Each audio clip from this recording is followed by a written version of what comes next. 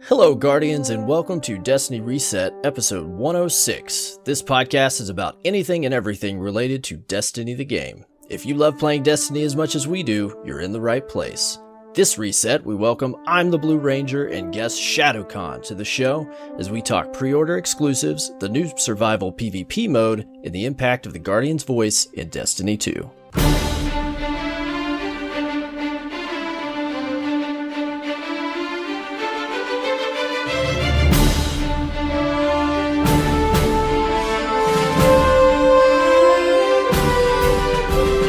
Hello, Guardians, and welcome.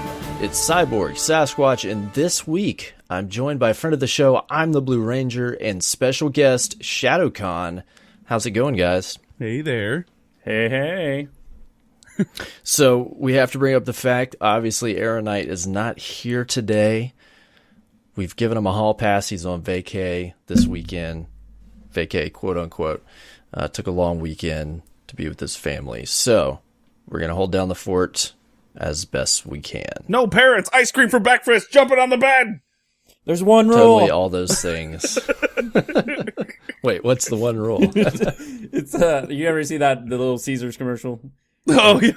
He starts taking his shirt off. There's no rules. Hey, put your shirt back on. There's one rule. That's great. Well, I'm the Blue Ranger. He's on the show all the time. But you may not know, to be clear, our friend ShadowCawn, just eight times. times. ShadowCawn, welcome to DRP for the first time. How are you, man? Doing good. Glad to be here. Thank you for having me. Oh, well, it is our pleasure to have you on the show. So let's take this opportunity to tell everyone listening a little bit about yourself. Tell us who you are, what you do. I am ShadowCawn. I'm a streamer on Twitch. Play a lot of Destiny. That's kind of where I would assume you guys could probably guess I play a lot of Destiny since, I'm here. But, it's kind of my home base. But I do a lot of other games as well. That's primarily what I'm just a streamer, some guy on the internet. Nothing too big. Not a big guy, but, enjoy listening and hanging out with all you guys and you wonderful people here. Cyborg, Blue, all you wonderful people. That's pretty much it. I'm just some random dude who plays games on the internet. So you're the equivalent of a guy we picked up off the street. Yeah, we basically were just like, all right, let's just go into a directory on Twitch and just throw a dart, and you're where we landed. Got it. Yes. There was the Craigslist ad that said, please help, need guest. Yeah. And I was the first one to respond there, and they were like, well, he actually responded to the ad, so I guess we'll go with it. So To everyone in the Dirt fan that's like, I've been dying to be on the show for a year. That is not how we picked him. I promise. Not at all. Promise that's not really how that happened. You got to know a guy. Luckily, ShadowCawn knows a guy. So yeah, I paid him off. As a gamer, we like to get to know you in that aspect of your person and personality. Where's your start in gaming? What got you into that as a hobby? Got me into gaming. That'd probably be way back. The NES is when I first started playing. I played Battletoads on the NES. Nice. Yes. Oh gosh. That's like the Battletoads. most punishing game known to man. Yeah, tell me about it. I didn't know it at the time, and I was like, I can't get past level 1. Why? I don't understand. Like, games are supposed to be fun. Yeah, it was not the case. Like, and then I branched off, got into a couple other games like Super Mario World 3. So then I was like, oh, so games aren't just the worst thing on the earth and that constantly causing you to break controllers. Got it.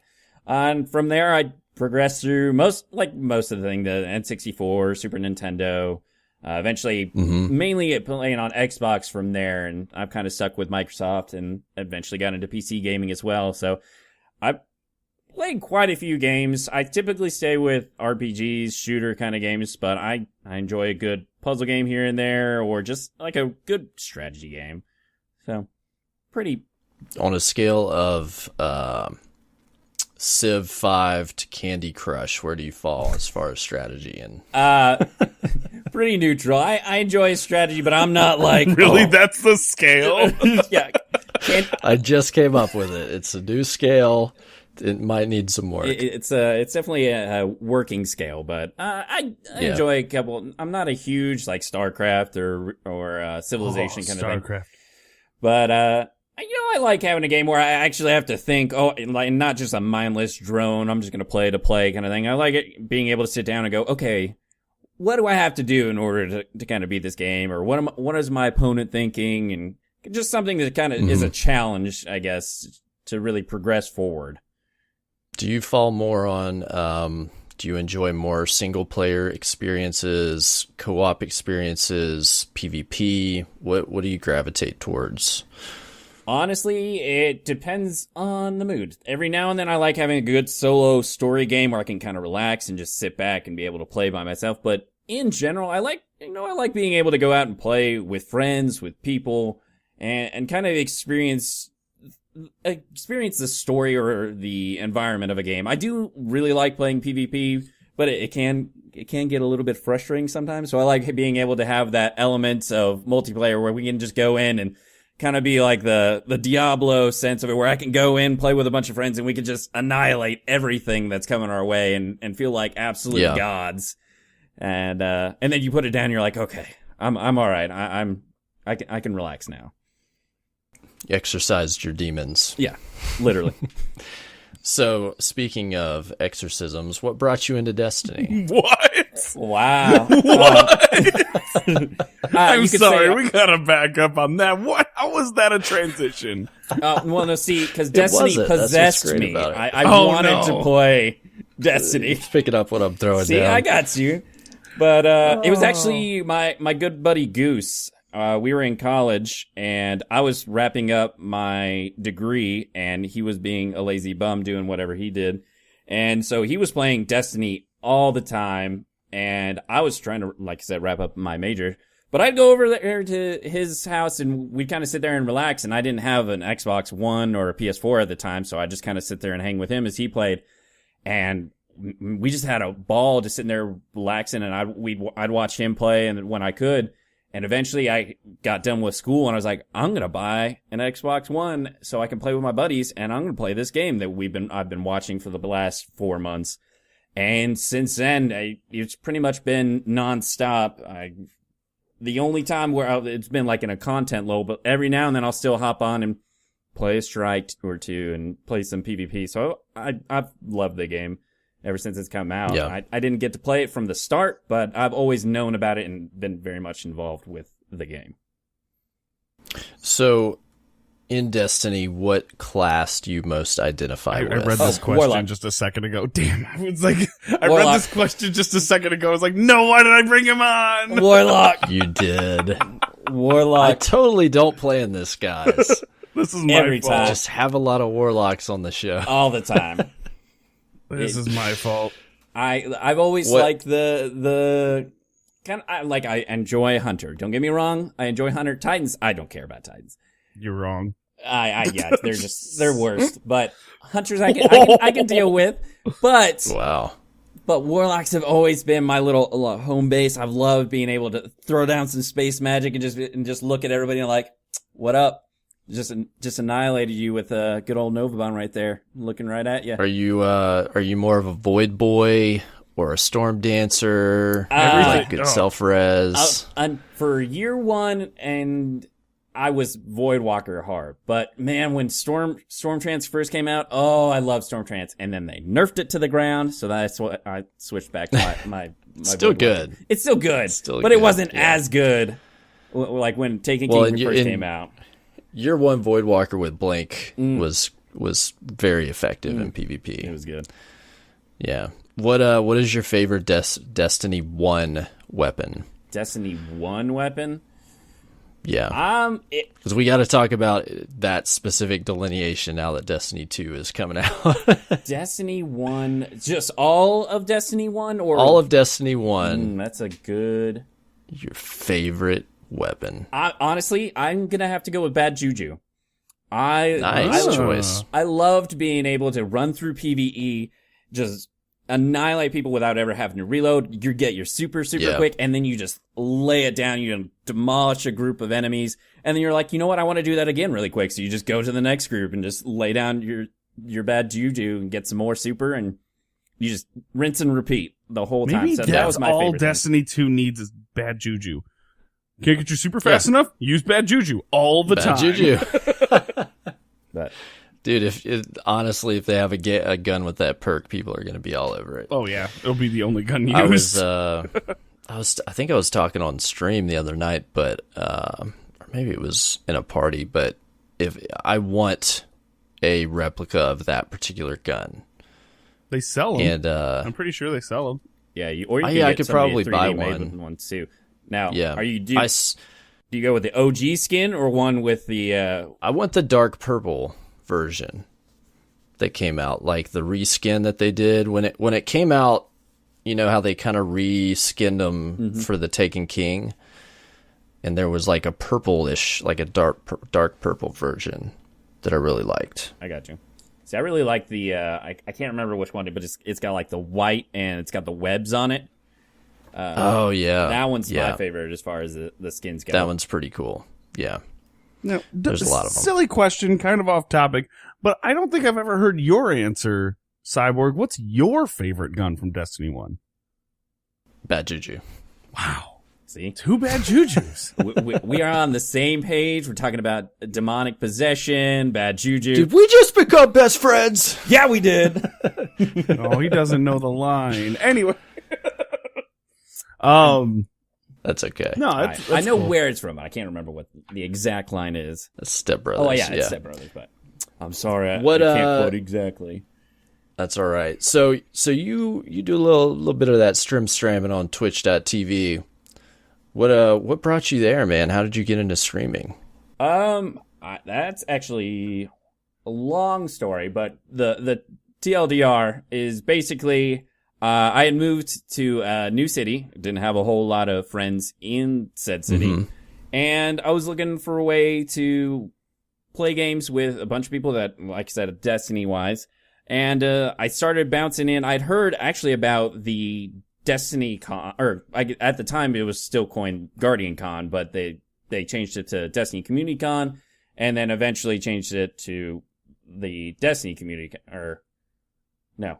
You got yourself all backwards. Reverse that.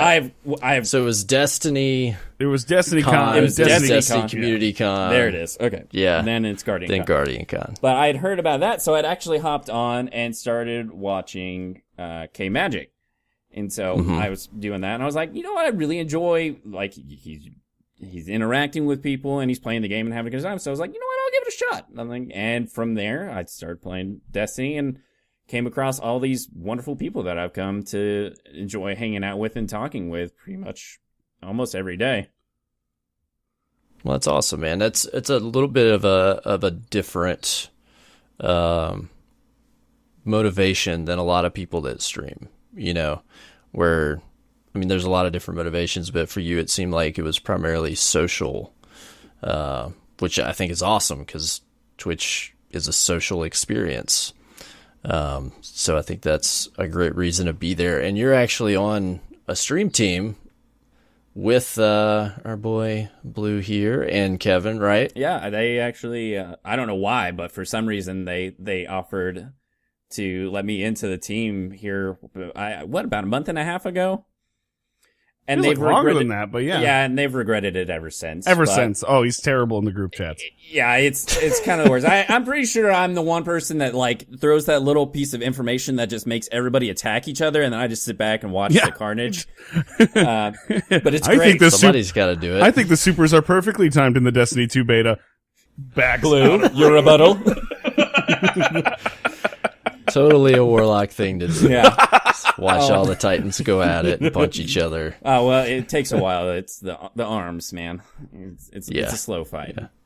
Oh my gosh. The emotional detachment makes it hard for them to get close to each other. That and the thought process, it takes a while. All right. Well, it's great to hear more about you, man, and tell our listeners more about your background, and so now they can kind of understand your perspective. Yep. So, that all being said, why don't we kick off the show, guys? Get this thing on the road. You ready? We should do that. Maybe. All right. First off, couple announcements real quick. The Mary Poppins of the Derp fam, Miss Got Turkey, is putting the word out that there's a Pittsburgh, PA meetup coming up for the Derp fam. If you want to attend, it's Saturday, August 19th at the Southern Tier Brewing Company on North Shore at 7 p.m. So if you want to link up or get more information or talk about it, we've got a meetup channel in the Discord. If you're not in the Discord, go ahead and join. It's discord.gg/Destiny Reset. And, or, send a message to Miss Got Turkey. I'm sure she'll be happy to help you out.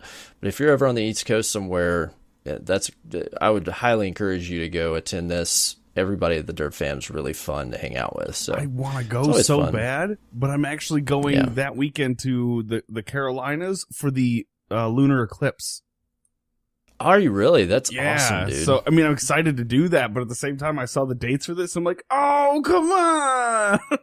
I thought it was a solar eclipse. A solar eclipse. Don't judge me. I have an art degree.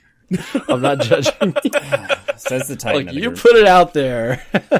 Listen, I don't need to know how to read the sign that says toilet to know how to use it, okay? All right. I hope you use the right toilet. I hope so, too. That's a different topic. Yeah, we'll leave that alone. Oh, my God, I'm done. One more announcement at the behest of Mr. Matty Misfit, this was a great idea. We went ahead and created a Steam group because we've got so many brand new PC players, a lot of people building machines, upgrading their machines to get ready for Destiny 2 and beyond.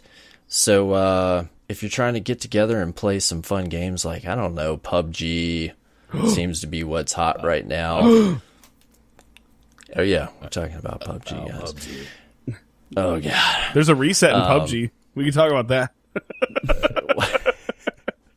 Welcome to the PlayerUnknown's Battlegrounds Reset podcast, brought to you by... This week's reset is, what did you guys do this week? Oh, I got another 700-point box. Oh, that's cool. What was in it? A red t-shirt. Oh, my God. That red t-shirt, though. On the real, though, I got a red t-shirt in my box this week. The Steam group is titled Destiny Reset, in case you couldn't figure that out. So we created this basically just so everybody could join and we could get access to each other's Steam IDs that are all in the Derp fam, so we congregate. So please, if you are a PC player, come join the Steam group so that we can be friends with each other and play PC games together in this fun time before Destiny 2 drops. So that's that. Any other announcements, boys? Anything you guys need to tell everyone? I don't think so. Yeah, I can't think of anything. Oh, man, okay, I wish I'd been paying more attention to there was the Sherpa Squad marathon that went on, and I can't remember how much money they raised. Oh, now I feel bad. Anyway, announcement. It's still going on, I think. It's still going. Is it still going? Oh, wow. Yeah, it was going When earlier. I checked it late last night, they were at like 7K. Their goal is 15. That's awesome. It will be over by the time everybody hears this, but just a shout out to those guys. They're doing a great job. A whole bunch of awesome streamers participating with the Destiny Reddit Sherpa. What are the subreddits? It's like Sherpa, Crucible Sherpa, and you're really asking me to help you with Reddit stuff? Yeah, I can't remember what the other one is. Guys, I'm not good on the spot. Anyways, they teamed up with a lot of awesome streamers from the Destiny Twitch directory to raise money for Child's Play, right? Yes. Which is a charity that provides gaming setups to hospitals and also, I think, like rescue shelters. So kids that are... Like, one of my favorite things that they do, though, is they'll actually find ways to help gamers who are disabled. Like, they'll make rigs so that they can play video games as well. And I think that's probably my favorite thing that they do. Yeah, that is pretty cool, too. Super. Really cool I've seen that. kind of thing going Yeah, on. just like figuring it out. And yeah, I remember the first time like I heard modifications with controllers and some really ingenious stuff to enable these kids to play games. It's really awesome. Yep. and I've watched videos like I'm familiar with them for several years, and like I've watched videos like talking about what they do, and I think for kids that are like stuck in a hospital, it's really awesome for them to have a way to escape or to do something fun, because let's be honest, like they probably get really bored, and to have an adventure or something is a big deal for them. So pretty cool. Absolutely. Charity to contribute and just to feel normal. I think that's a big thing. Yeah. It's just to feel normal. Absolutely. Yeah, or just a way Absolutely. to escape sometimes the situations that they're in. Mm-hmm. But, Yeah. And I think like it or not, gaming is a big form of escapism for everyone. So that's true. we are not going to sugarcoat that. All right. Well, so that went down. If you want to post haste, contribute to that cause, you can go check it out, the Child's Play Foundation, or go to like the Crucible Sherpa subreddit or the Destiny Sherpa subreddit. I'm sure they'll have some links that you can go contribute. I threw some money their way last night. All right. Y'all ready for some news? News time. Let's talk about the news. Talking about news. I'm talking about news, baby. Let's do a jingle right now. This is where the show goes downhill, guys. Yes, it's all downhill from here. Oh my gosh. All right. First off, as we always do, let's talk about this week at Bungie. They said this week at Bungie, we're grading one test and cramming for the next. The beta ended this reset, and they were quick to announce the Destiny 2 PC beta dates. I was thinking we wouldn't get these till next week, but we got some dates now. Tell us what they are, Blue. For the early access, August 28th. Open beta begins August 29th, and the beta ends on August 31st. Wonderful news. So I guess for the early access, you're going to have to pre-order, which, what's the name of the store that we have to go through here, guys? Because I'm not a WoW player. Battle.net. Battle.net. There we go. They actually have their own Battle.net account. Yeah, they have their own client, so Yeah. I think you gotta can download do. that. I think the game is through Battle.net, but I think you can also still order through GameStop as well. Yeah. For the PC version. It'll Really? I believe Yeah. their two retails is still They give you, Battle.net or GameStop, but you'll be running the service through Battle.net. Okay. Because I was under the impression, like, to pre-order it, you basically just had to outright purchase it ahead of time. But no, could you be can wrong. you can pre-order it from GameStop, but I don't know if I don't know. Do people still get discs for PC? No, a lot of that's the a great times you'll question. go in and like you'll get your receipt saying that you purchased it, and the code for activation will be on the receipt. A lot of times, Okay. you don't have to get a disc, but a lot of them will still do the disc where you can do an install. Like I still have a couple PC games where I get the disc just so. Oh, that's I true. mean, StarCraft 2 still has discs. yeah, I mean you can you don't have to do a disc, kind of like you don't have to do a disc with console, but I still do. Yeah. And then they threw some minimum requirements our way, which this is really pertinent. Everybody's been wanting to know. What's interesting is they gave us like 3 different sets of specs, but there's no real guideline for what we should expect out of this level of specs. Do you know what I mean? Yeah, Like if I want to play 1080p 60 FPS, am I looking for the recommended specs? Yeah, the minimum. I mean- I think if you wanted typically to, recommended, it gives you your general, so like you could do HD and still do probably 30 or 60 FPS and be reasonable. You may have a couple peaks, but most of the time it'll give you your general medium settings as far as I've understood it with recommended. And then if you're wanting your 4K 144 hertz frames, you'll go with that the highest that they recommend. But recommended I've normally understood is your mid range. Yeah. Because they mention as well, like, here's what our event machine was, which the event machine was more 4K expensive than my car. on $900 monitors, definitely 60 FPS at least, and looked smooth as butter. Not something I can afford though. No. We're talking about GTX 1080 Ti is 11 gigabytes with a Intel i7 and probably a lot of other really nice guts to go with it. But the minimum spec is actually pretty surprising. You're talking about just an i3 with a GTX 660 or a Radeon 7850. Like, it's fairly older hardware. So I'm thinking if you just want to play this thing and you can live with like 30 FPS, like, you don't have to have an awesome PC. Yeah. So if you're looking at a build or you're looking at upgrading, they've listed out available hardware, you know, a minimum and a recommended. If you're trying to upgrade an old rig with an old motherboard or something, you know, they said even like a 1050 will run it. I luckily got a 1060, and that is the recommended upgrade hardware. So I'm hoping that I can get 60 FPS out of that. Yeah, I got a 970, and I'm crossing my fingers. But my downside is most of my time game playing these days is spent streaming, and there's no way a 970 is going to do that. So that's a little bit of a bummer. But yeah, you know, I'm pretty much planning if I'm on PC, I'm not going to be streaming it. It's kind of been my general consensus too. Is PC is going to be my personal enjoyment, and then if I do stream Destiny 2, which if next year I've got the money and I can throw it at like a 1080 Ti or something, then maybe I can cross that bridge. Like my processor, and I get up some RAM and I could do it, but my GPU I don't think is going to be able to handle that. Yeah, it's an intensive game. I mean, when you don't go to E3 and win like, you know, Critics' Choice in PC gaming from E3 and have a game that everyone can just use, you know? Yeah.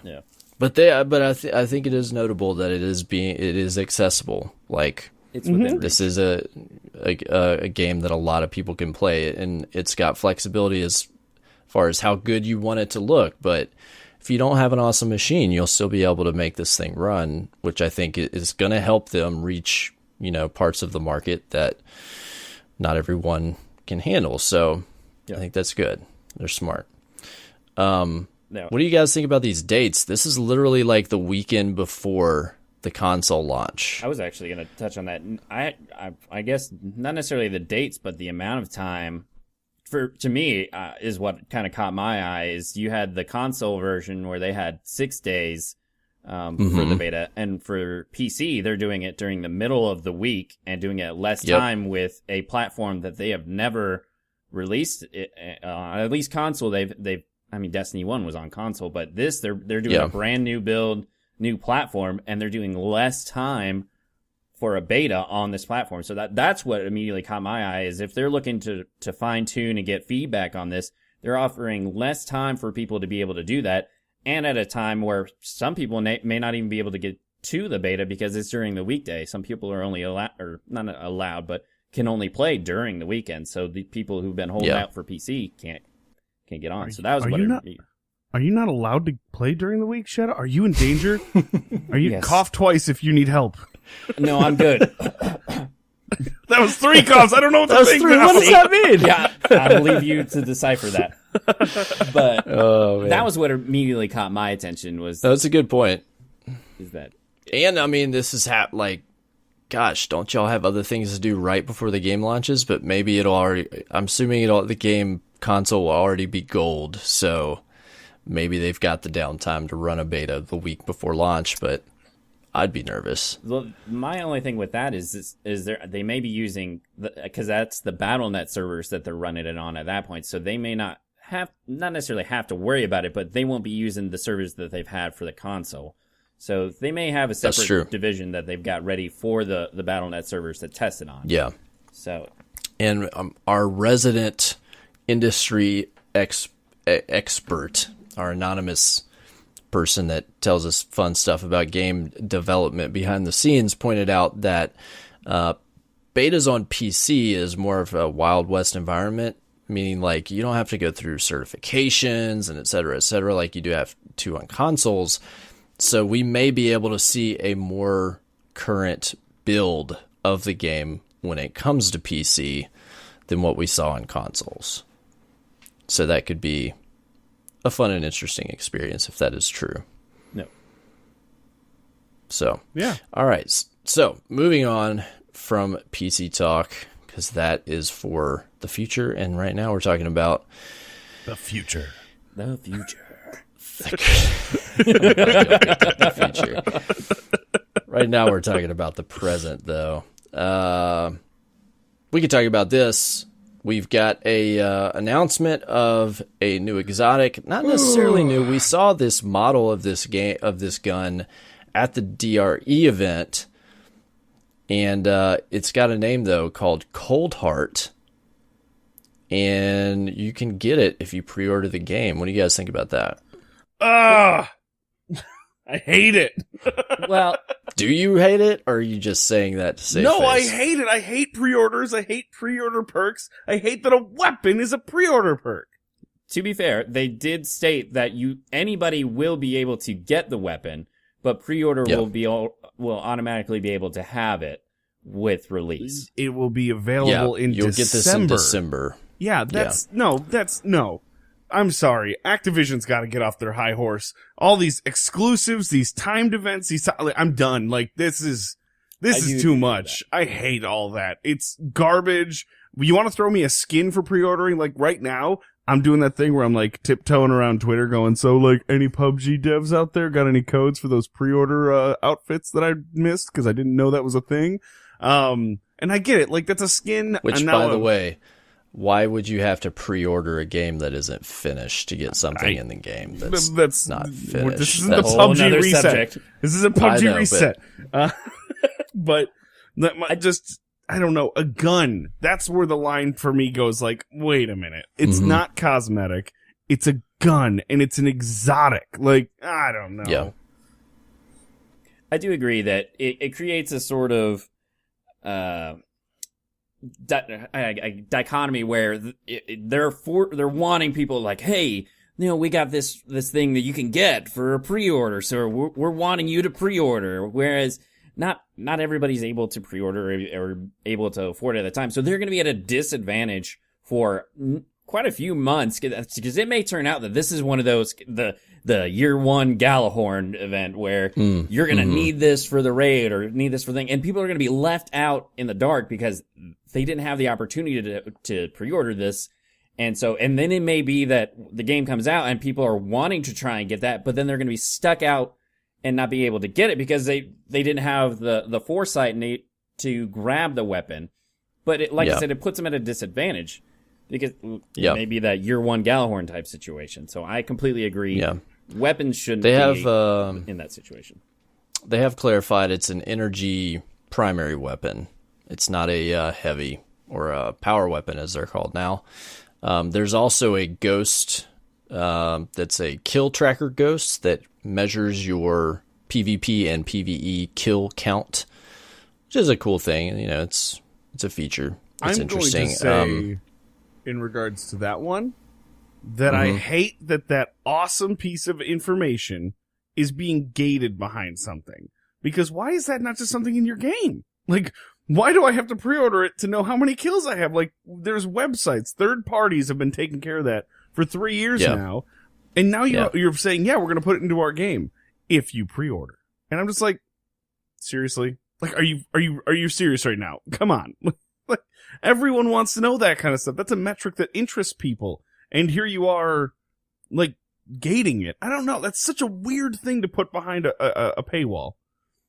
Well, that's not really a paywall, but if we look at this independent of, I was thinking about this because my friend texted me and he was like, hey, what do you think about this? Because they know my view about PlayStation exclusives. But if we think about this independent of the fact that there are the PlayStation exclusives that further this issue, I feel like there's a tough line to walk with pre-order bonuses because either they're cosmetic or they're inconsequential and then nobody cares, or they are substantial, it's something unique, and it incentivizes you so it plays its role, but then it disenfranchises people that don't take advantage of it.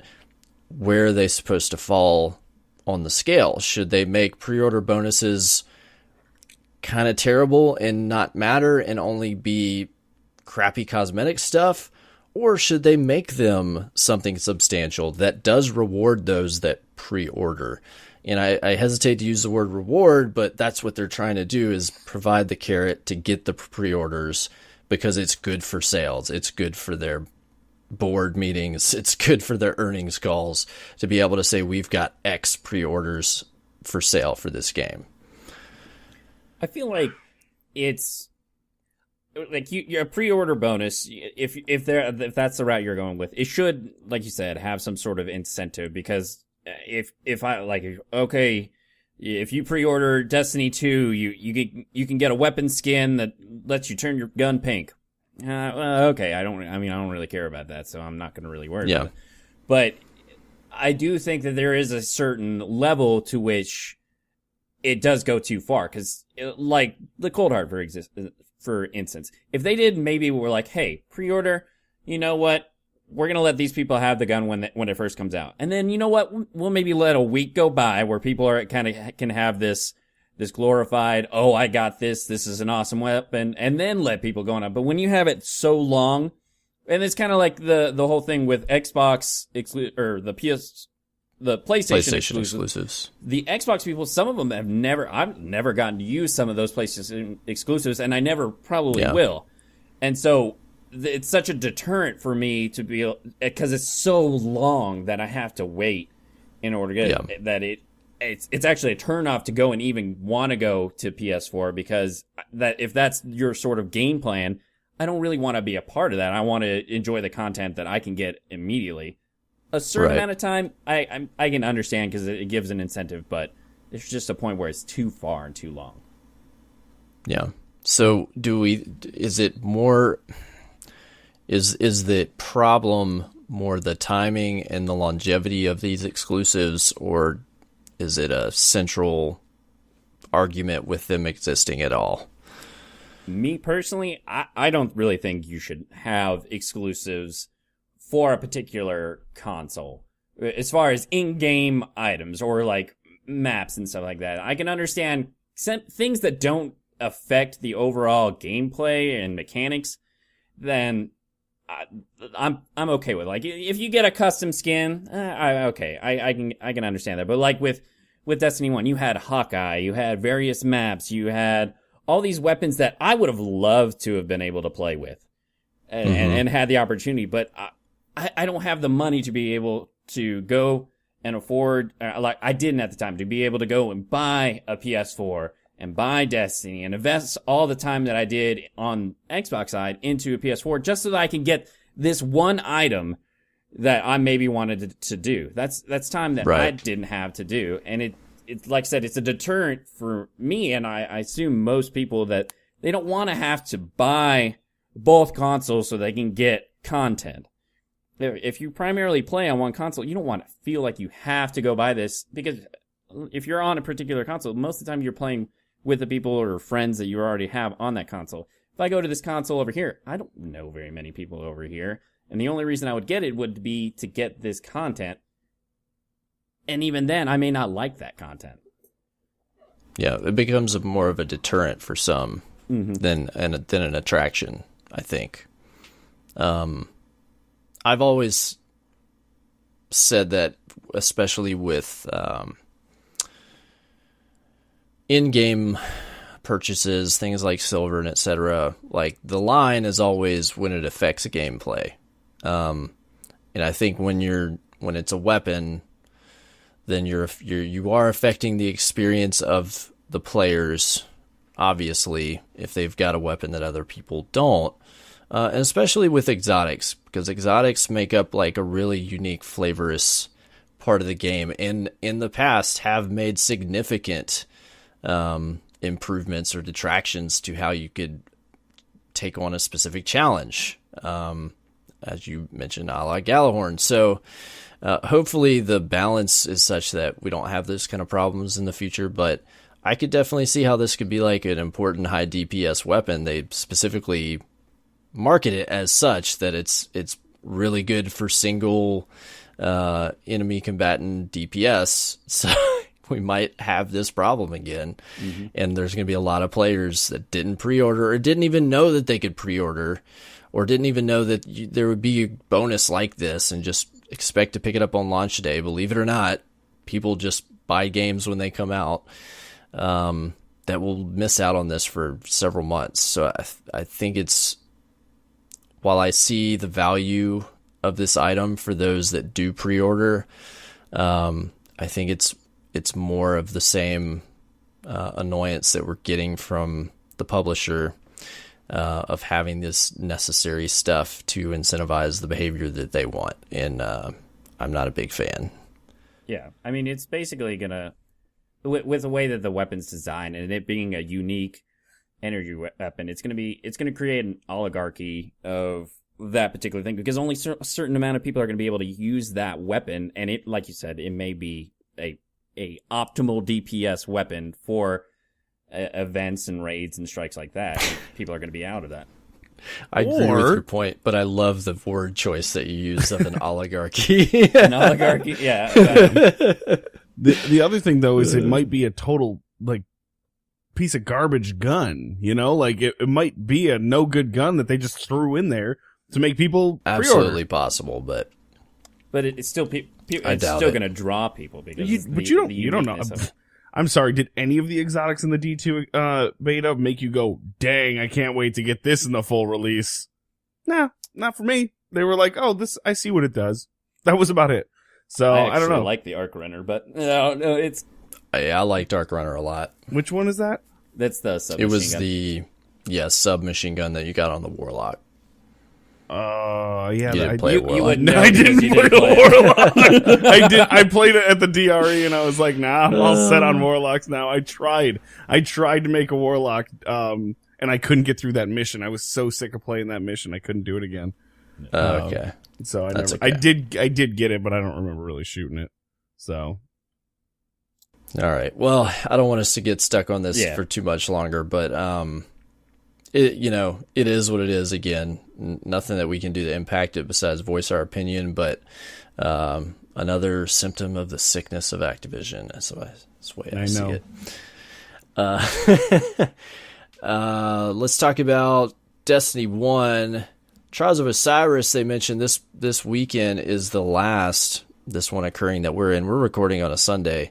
Is it really? Would have been the last that you could attack Trials of Osiris if you need specific nodes for your Age of Triumph t-shirt code. Because I think that comes up, you have to do by maybe August 3rd or the 1st. I'm not sure the exact date. Yeah. Here it is. The deadline's August 1st.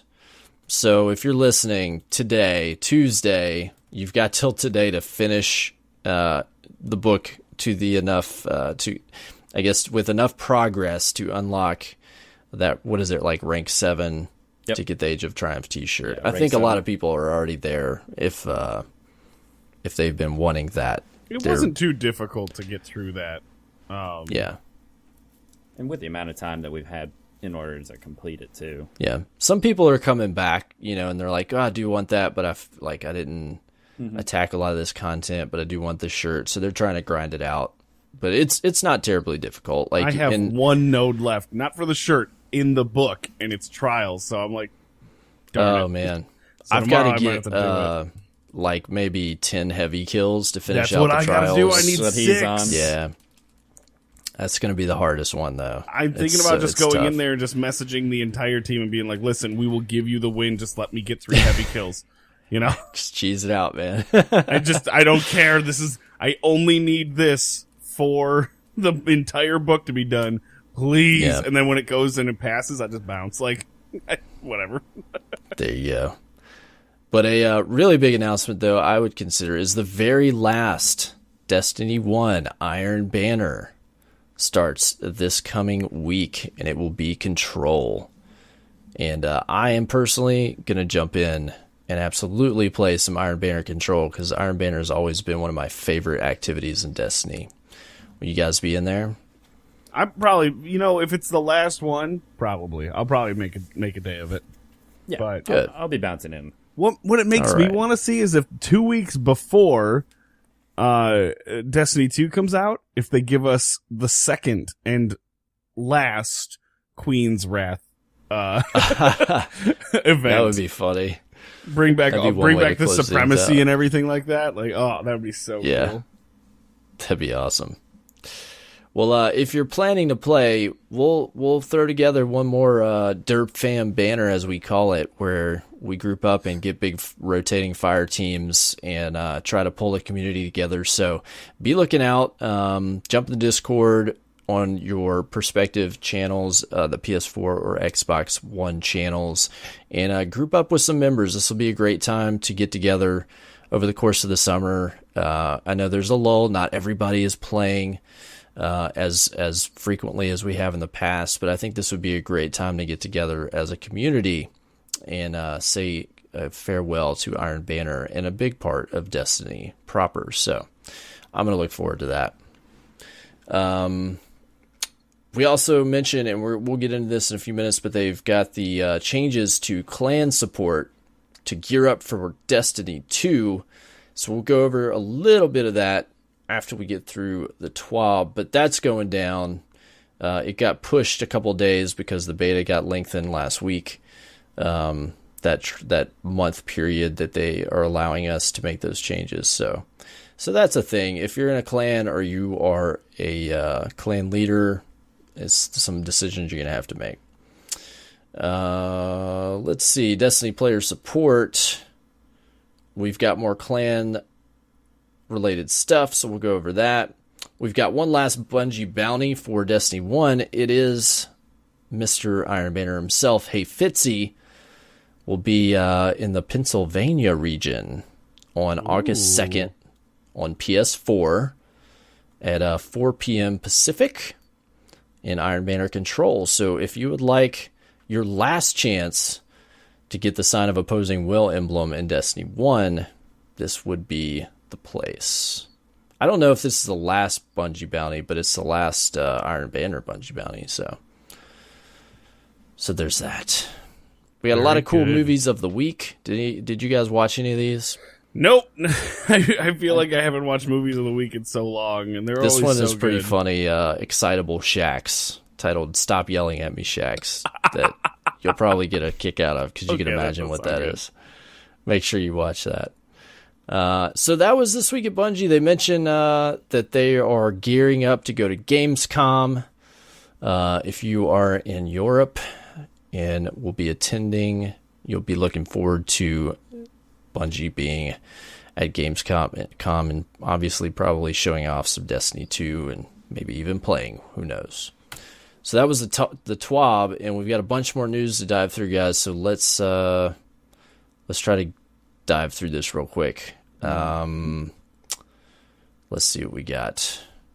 Becoming a Destiny 2 clan. All right, let's talk about that for a second.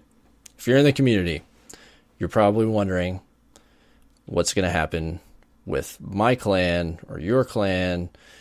If you're in the Derp Fam, I don't have the full set of answers for you yet. The way that we have our clan set up with the original clan as a group and then what we call quote-unquote sub-clans that are allied with the original group to provide DRP tags, we do know that functionality is going to be broken and will not be a part of clan support in Destiny 2.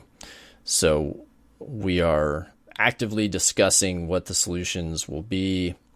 My suggestion right now, if you are planning to be in the Destiny Reset clan as a part of Destiny 2, you need to look at the groups of players that you typically play with and start discussing with them that you would like to be in a group together, because there will be multiple clans that we offer, and it will be beneficial to you if you would like to maximize your clan rewards to be in the same clan with your regular playing friends. Doesn't mean you won't be able to play with other members of the Derp Fam, but if you've got like a raid team or a PvP team that you play with all the time, you probably need to start to talk to each other so you can all get in the same group. That's all that needs to be said there. We'll have more news in the next week or two on how things are going to function. If you're not in the Derp Fam clan and you're a leader of a clan, you've got till August 23rd to decide to keep your existing Destiny 1 group as a group, in which case that's all it will ever be from there forward, or to convert it to a Destiny 2 clan, which has some different functionality. We'll talk more about that in the future, but I think that's the main thing you need to know. If you want, there's a Destiny player support article as well as a blog post on Bungie.net that you should go look for. I also found that there is a open forum post with some of the Bungie.net ninjas that are offering support as far as how things are going to work if you have specific questions. Go check that out. Okay. That was a mouthful. You got through that real quick. Blue, what other kind of news we got this week, man? There's this big fat AMA that was done, and it was That's a big one. It was kind of a big deal. Bungie did an AMA, went through a lot of stuff, hit on a couple of sensitive topics to some of the members of the community, and it illuminates a lot of, I think, what we can expect going forward. Not what I think we can expect, what we can expect going forward. Yeah. And I mean, which one do you want to start on? Because there's some. I'm trying to wherever think. you want, buddy. Just go through them. So I think a lot of these from the get go. I think a lot of these. Let me just preface this. I think a lot of these harken back to the idea of why does Destiny not offer a lot of the features that Halo did. For instance, this very first one is there any reason as to why we didn't see a theater mode in Destiny 1 will be included in Destiny 2, and will at least be able to do the sword glitch to make fan films? Like, that's how bad we want to be able to do this stuff. We're asking before a game comes out, will this glitch be available so that we can make fan films? Like, what an awkward question to have to ask a company. Is your game still going to be broken to the point where we can do this fun stuff? And they just come out and say D2 does not feature a theater mode. And they don't know for certain if the sword glitch still functions. So, I mean, like, there's a bunch of stuff like that, too. I know another one that's down here is, will there be multiplayer vehicles? And as I was saying before we started recording, the most famous vehicle in gaming, in my opinion, maybe I'm wrong. If I'm wrong, someone correct me, would be the Warthog. And Bungie made the Warthog, and it was where you and all your buddies hopped in this thing and you all yelled at the driver for flying off the cliff or flipping it over. And we still all now in a fire team of 3 have to, jump in our own sparrows, and it's, it's not very eco-friendly. I mean, why is it that we can't jump into something like that? So a lot of questions really jump back into that. They've said that currently, Arabic is not supported in the localization. Let's see, it's been mentioned a few times that Destiny 2 will be a lot easier to update than Destiny 1. How quick or frequent would this be? And I think that's a superb question. And, they kind of dance around it. They do kind of dance around it because I don't think they know the answer.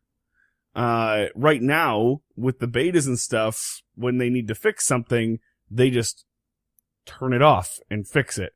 Whereas when it's live and you have millions of people trying to play this game and things have to change, they want to say, because I know that they've talked about how Destiny 1 being on all 4 of the consoles, legacy and current, that there was a lot of things wrapped around each other and you never really knew what was going to happen when you pulled on this string. Whereas D2, they're really hoping that it'll be much more streamlined, but until it's really live, they don't know. So dancing around it, I think was kind of the right call. Yeah. Well, and they have made it a point to not, they've never in their reactions or answers to common questions, they're never going to promise anything that they're not ready to promise. So, and then when they ask that, he's not going to be like, all right, yeah, we're going to have updates every week, because they're not going to put themselves in a position where if they fail to hit the mark, that they're going to create rage or discontent in the community. They'd rather talk about that when it's time to talk about it. Obviously, it's not time to talk about DLC. It's not even time to talk about sandbox updates because, like you're saying, they don't know what that could be. Exactly. It's just too early. And like when they announced the, we were just talking about it, the pre-order weapon, the Cold Heart. that a lot of people jumped on that. We're like, oh, December, I think it's December 4th, I could be wrong, is when you're going to be able to get it. That's probably going to be the first DLC. And it was just like, guys, chill out. Like, I don't care at all about DLC right now because I want to get the game first. But that's just me. I digress. They jump back into this.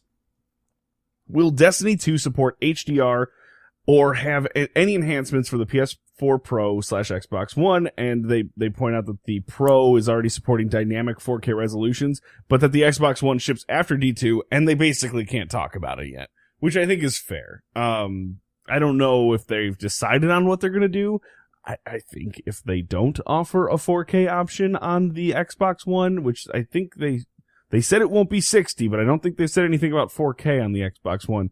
If it's not 4K on the Xbox One, I think there's going to be an uproar. Some issues and content with that, especially since they've already got the Sony exclusives in a sense. If you're making one console with a higher resolution than the other, if it has the capabilities to do it, I feel that it's definitely going to be more of a detriment to the company than anything.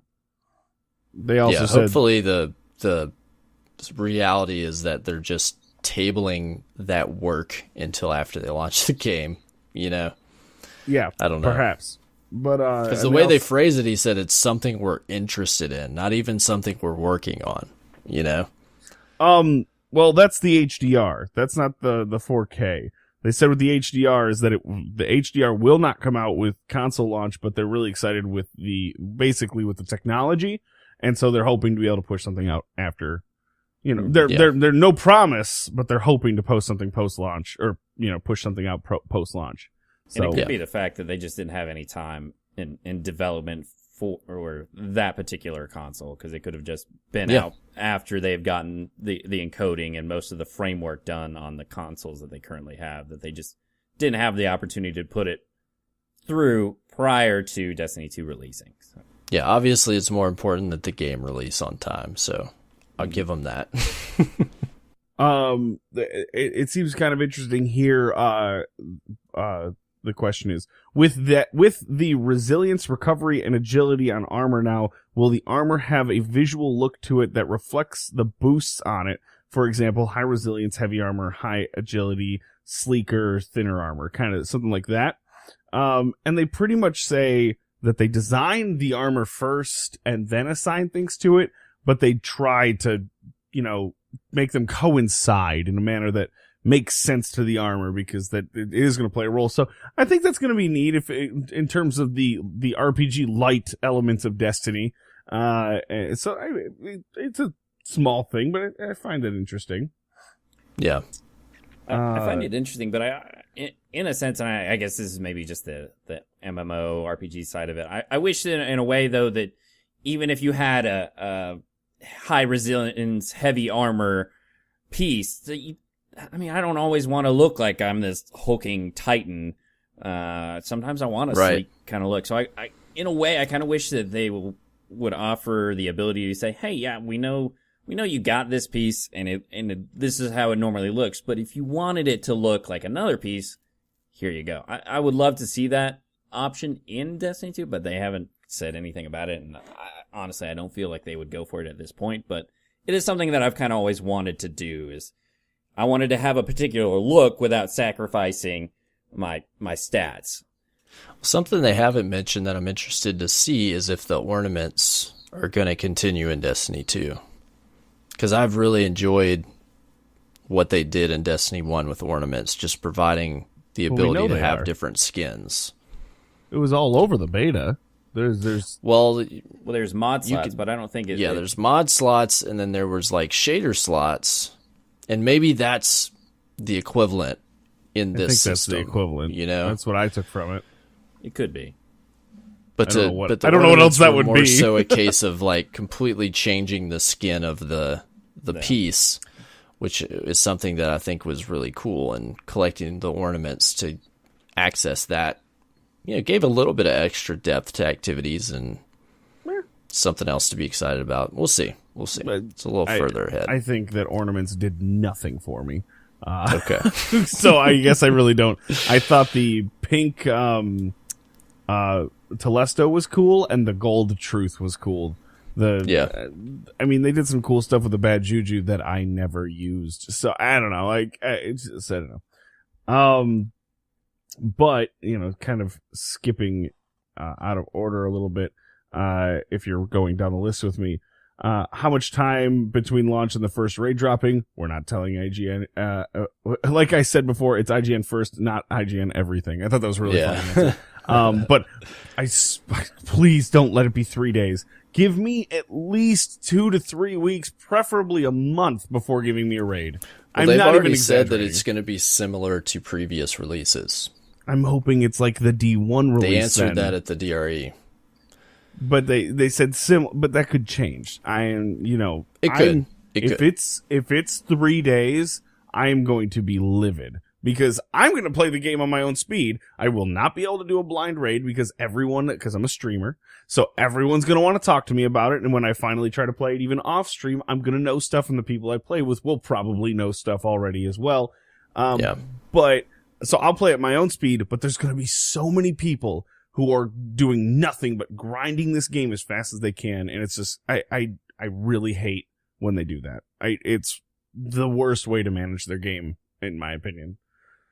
Well, that's just me. So, was there anything that the community missed in Destiny 1 that Bungie snuck into the game? Another great answer, which I will read in full. On one hand, probably. On the other hand, probably not. It just depends on if you're left or right-handed. So... Can we not pretend this is cryptic and it's just Luke Smith being full of crap? Yeah, he's probably like, why did we never put a 7th chest in the Vault of Glass? We should have done that. We really should have done that. So I want them to push one out in an update in 2019 just to see who's still playing it. Yeah, right? I think technically they did add the 7th chest. Oh, yeah. I guess you're right. Yeah, but technically. 8th chest. There you go. Yeah, there you go. Or the 9th chest. And then they will PvP and PvE be balanced separately or as one. They basically say that they're going to be balanced separately. But it's a little bit more, it's the way he answers it is he's trying to explain the small, minute difference, but it's without saying too much. So the point is they're balanced separately. He gives an example: outgoing damage across weapon archetypes, ability, and melee damage are all different between PvP and PvE. I'm like that difference. I like that answer. Yeah. That's good enough for me. So I skipped over the 2 hot topic ones. Yeah. And I will go with the one that I know real quick that I know we're going to talk about in a little bit. But will our characters remain mute through the sequel? And Luke Smith responds with, "Yep." So I know we have a lot to discuss on that, and I think we're going to talk about that later. So I'll skip over it. Yep. And we'll go to my favorite answer in this, because I think that it is just riddled with little white lies. And I don't ever call Bungie liars, but I'm really unhappy with how this went about. What are some of the changes you're making to the game as a result of feedback from the beta? Do you mind if I read this in whole? Because I think it's important. Yeah. Okay. Luke Smith says, by the time the beta was live, the team had already been playing a different version of the PvE tuning from our couches, grenades. Okay, here's all the issues that I had with it, right? As they listed out in a version that they're already playing. So, don't worry, we fixed it, is the response basically. Grenades are more powerful, kinetic/energy weapon damage improvements, power ammo economy refactor. We've also made tons and tons and tons of changes of varying sizes that is a function of closing down a video game. We're almost done. In the wake of the beta, we've made a few changes that will increase super regeneration across the game. So basically, every single complaint that I had with the beta, they're saying, we already fixed that in a future version. Which makes me sit there and once again reiterate, because thank you for having me on the show once again, 2 weeks in a row. I don't know what you guys are thinking. Last week I went on a tirade about all these issues that I had with this game, with this beta. And it's like, no, we've already fixed all of those things in our version of the game, but you didn't get that version. And I sit here and go, why? What were you thinking? Or I sit here and go, BS. I'm sorry, like, you are seeing, like, I would be happier if they had said, we heard what you guys were saying, and here were the changes that we made. But I don't know what to think because I love this company, I love this game, and I want it to just be successful and fun. But at the same time, I don't know what to believe right now. I really don't. And it's a bummer. It's a bummer for me to not understand what the company is trying to tell me. So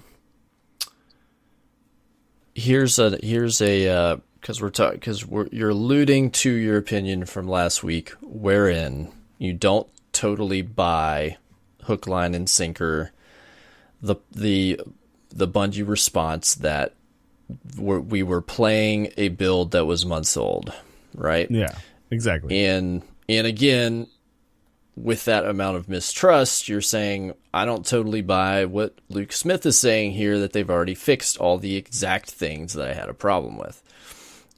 I do give him credit that he says, here's the things that we had already fixed, and in response to the beta, we're making a change to super regeneration. I do think, to his credit, that he's delineating, like, here's what we already knew about, and here's something we're responding to. I don't think that he has much to gain besides somebody's ego getting stroked that these things were already fixed if they weren't. Unless they just want it to appear that they have their stuff together more than they would. And that's just possibility. And that's where I'm coming from, is that I just don't know what I can believe anymore with in respect to the beta. Is, hey, they could have put this out in the beginning and said, hey, the version you're playing is old, and the things that we've changed are the grenades are more powerful. Everything that they said we've already changed. They could have told us before they launched it. So when we're getting in there and we're like, wow, this is... I think if they were to do that, would that not put a flavor to everyone's experience? Doesn't that would telling us later that they did that? Well, think about it like this. If you made all these changes, and let's say everybody went in, they played the beta, and let's say that the overall opinions were different than what they are. Maybe they found that everybody didn't notice a change to grenades and felt that they played fine. I'm just talking scenario here. And they realize, holy crap, nobody had a problem with this. Maybe internally our own feedback was flawed or biased. All right. But there would be no control to it. Yeah, I get it. If you were like, hey, by the way, in this build, that's what is the most current build, all these things are different. Everybody's going to go in and thinking, oh, well, grenades suck. They're going to be more powerful, et cetera, et cetera. Instead, we just came to terms with that on our own. Yeah. Right. But they need that. They need that reinforcement as part of this experience to know that they did make proper choices. The other thing that, because I'm not in the industry, is I wonder if they have to have a certain submittal time where they have to get this particular, if they're going to be publishing, say, hey, we've got this beta, we're going to be pushing it through, we want people to play it. Is there a certain time frame where they have to go, okay, by this date, we have to submit this to various companies or to Activision or whoever is pushing out the thing in order to get the beta to where people could play it? And maybe that's a reason that it's an older build. I don't know. I'm glad you brought that up. Because there's a certain business side of it that, of course, we can't see. And so that may be a factor, and they just can't be like, yeah, so we had to meet a deadline, so that's why we push it back. If they come out and say, it's an older build, we understand that there may be some things that we need to improve, and after it's released, like Cyborg said, it could have been that they released it and people were perfectly fine with the adjustments that were made, or that, let me clarify. They pushed it out and nobody said anything, and they realized, oh, we changed things and people were perfectly fine with the way that the build was. Then they would have to backtrack. But if they release it and say, hey, here it is, and then everybody's going, oh, grenades aren't that good, and man, we're having difficulty bringing down enemies with just primary weapons, and Power Hammer is, and then they go, okay, so the things that we adjusted are things that the community actually did want.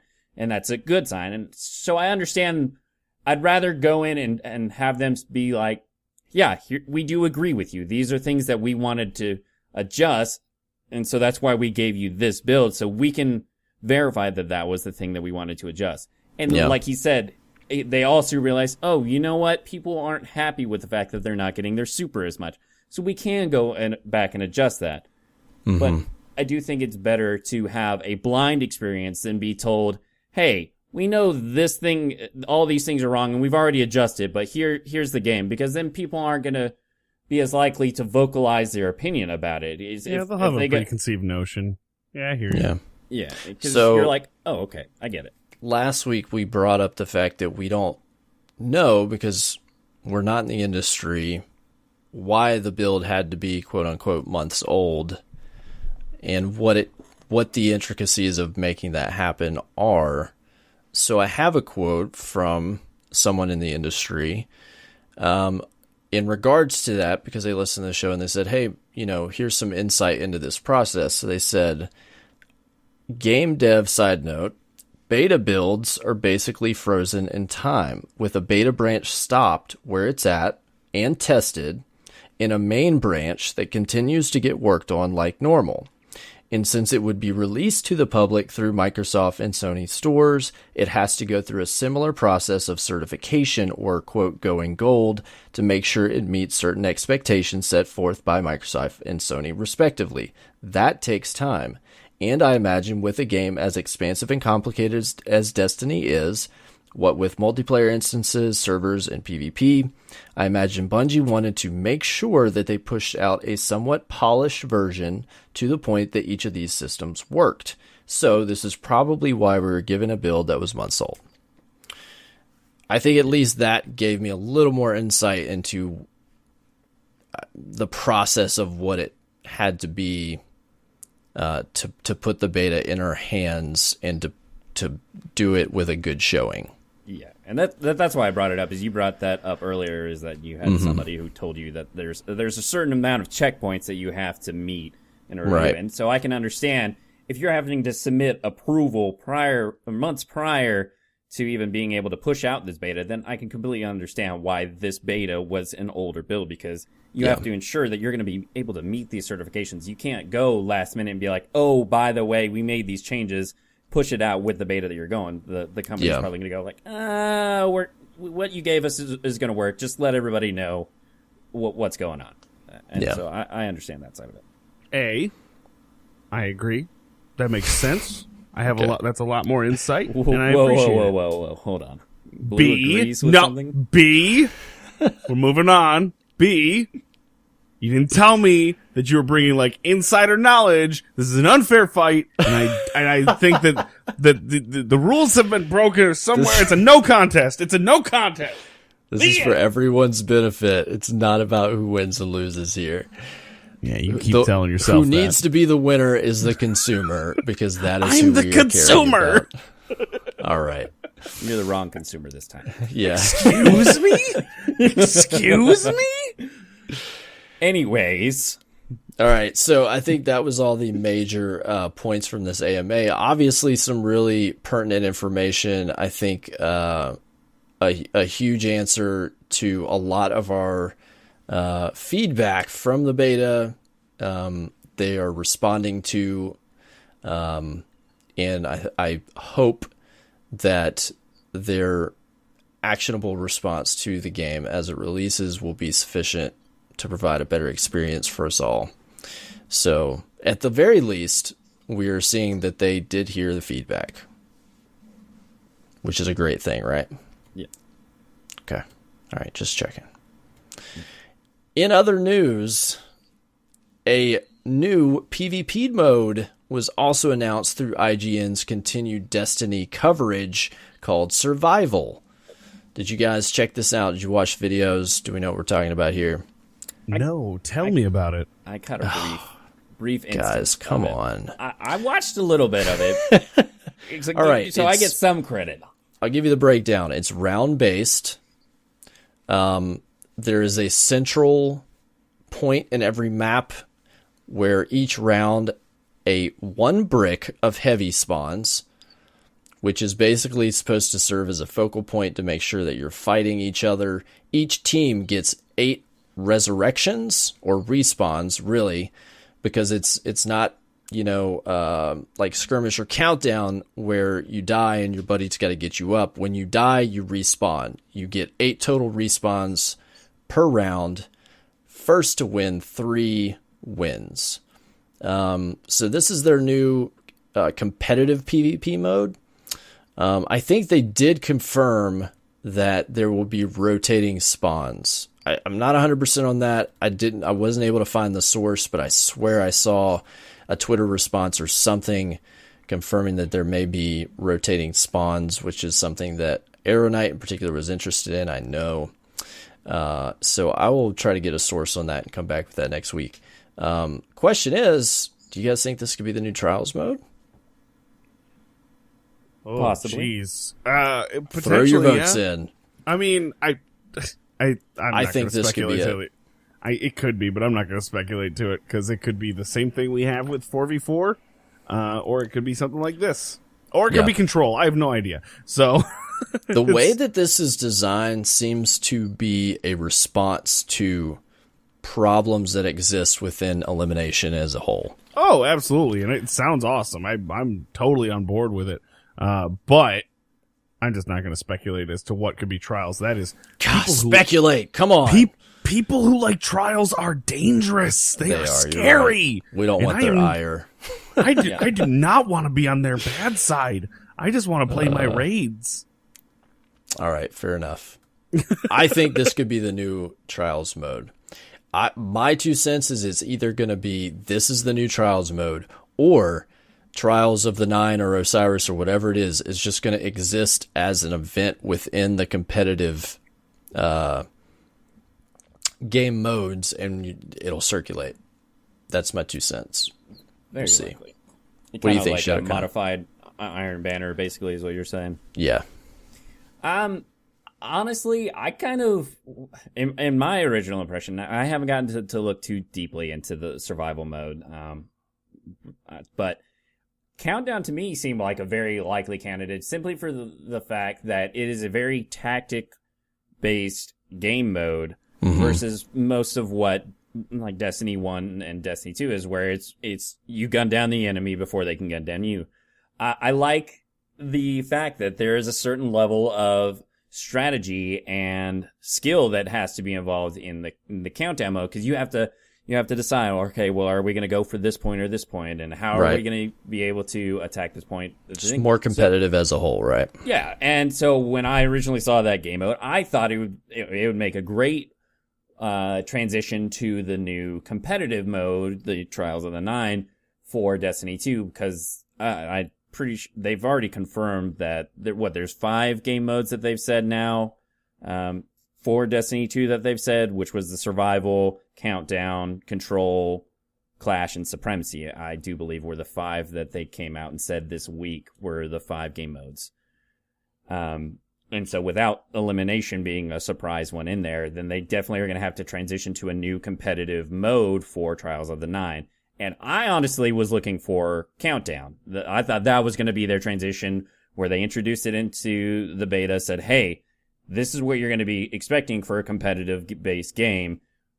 This is what we're going to maybe transition into Trials of the Nine. So that was my initial impression. And honestly, I kind of still hope that being the new competitive is so there's a certain level of strategy. Now, I have, like I said, I say this without having a lot of knowledge into the survival game mode and having played it. I may get into it and be like, wow, this is actually a lot more competitive than I thought.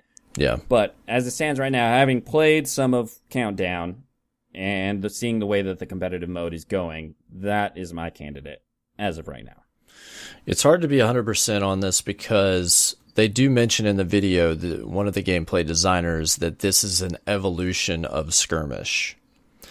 And just that bit of feedback there could tell me like that this is their replacement for Skirmish, and maybe that means that it's not a replacement for Elimination, or maybe it's a merging of the two. So we're getting way into like speculative territory here, but overall, I would say the mode looks really interesting to me. It's definitely something that I'm eager to play, and I think will be a good evolution for those who are interested in things like skirmish. This is definitely where I would expect the old sweaty community to migrate to.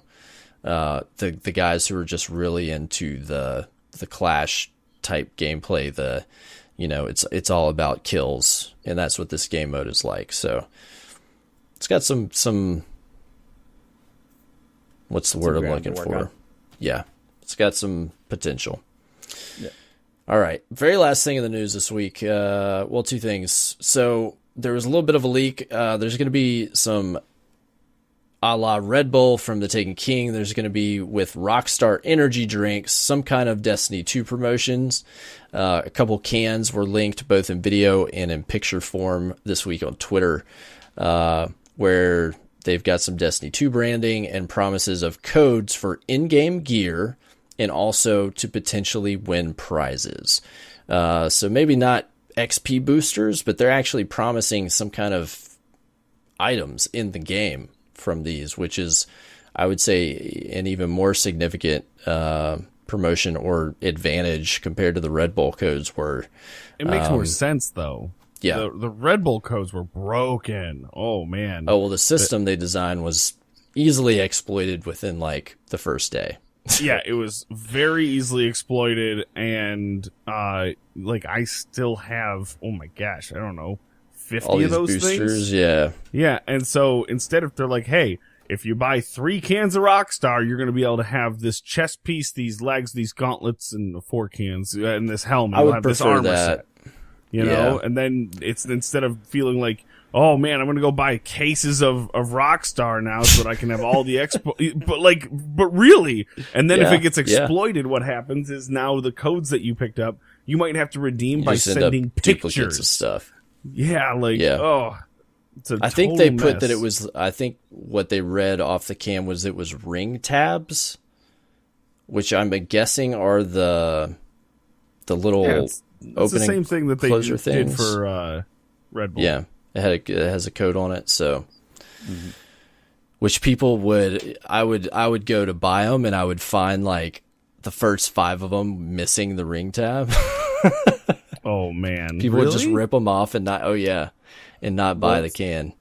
Well, that I couldn't even get to them where I'm located. They're like, because they were only being sold at like 7-Elevens. Certain places, yeah. Yeah, and near me there are no 7-Elevens anywhere nearby, so I didn't even have the opportunity to buy them. Yeah, and so I wound up acquiring some codes. Right, they were acquired.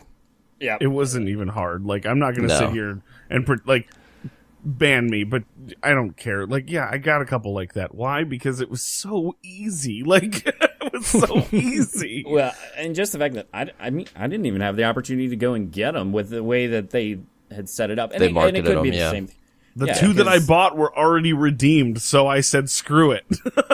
That does stink. When I got a hold of it, I was like, what do I do? They're like, if you send us the UPC and you send us a picture, and I'm like, I'm not going to do this for every single one of these things. Are you kidding me? Yeah. Yeah, that was a meltdown. That was a mess. Well, hopefully they do a better job with this. We'll find out more. I'm sure that it will be announced in August for them to start promoting this. Personally, I don't drink Rockstar energy drinks. I did like Red Bulls, so I'm going to have to buy some of these and give them to my friends or something. Dibs. I'll ship you a case with no codes. Just put them in a Ziploc baggie and just send them that way. You can have the cans. Can I dump all the stuff into gallon jugs and ship them to you that way? You can just have like gallon jugs of Rockstar. Oh my gosh. All right, one last thing, IGN Destiny coverage. There was a video of a destination explored in which they gave a little bit of stuff on one of the patrol zones. Now, I really didn't want to watch this video, and I actually held off till today. But for the purposes of covering this, I did watch it. You're not missing anything. You will get some story beats spoiled. I wouldn't say they're part of the main story, but it's hard to say. It's more like certain characters. So if you're super interested in that aspect of things and you don't mind getting a couple spoilers, what they do in fact do is provide some more information on the depth that we're going to see in patrols that excited me. So without giving too much away, I will say that I was surprised by how much work they're putting into patrol, even more so than we've already been told. There's a couple other things that they hadn't talked about before that they do talk about here that fans of story and lore and the adventures that you have in PvE are going to enjoy. So that's all I'll say there. Well, I haven't watched it, so I have no idea as far as the depth of it. But I am excited that to actually have a purpose to the patrol and PvE content, because let's be honest, in Destiny 1, once you got done with patrols, it's pretty stripped down. Yeah, it became very tedious to go back into patrol and have to do anything there unless an expansion came out and it pretty much required you to go back and go through these areas to patrol. And then once you got done with the patrol, you were done. So in my opinion, I really hope for that there's a sort of dynamic, not event system, but something where when I go in and the reset happens, I can go in to patrol and actually want to have a purpose to go into it, whether that's a new story. To answer that, what they're promising is absolutely going to provide that. And that's good enough for me. That's what I've been wanting for a good little while when it came to I agree with. So I'm excited about this aspect. Blue, you got any feedback? Did you watch this? No. Okay. So full disclosure, I've actually been trying to do like the keep myself in the dark thing, and then these guys in this podcast, they keep calling me and going, "Please, Blue, bail us out. Boat, man. We don't. What are we gonna do? We need you." And so I'm like, fine, you're ruining Destiny 2 for me, but I guess it's worth a good cause. So here I am doing my charity work, and I'm getting things spoiled for me, so it's cool. No.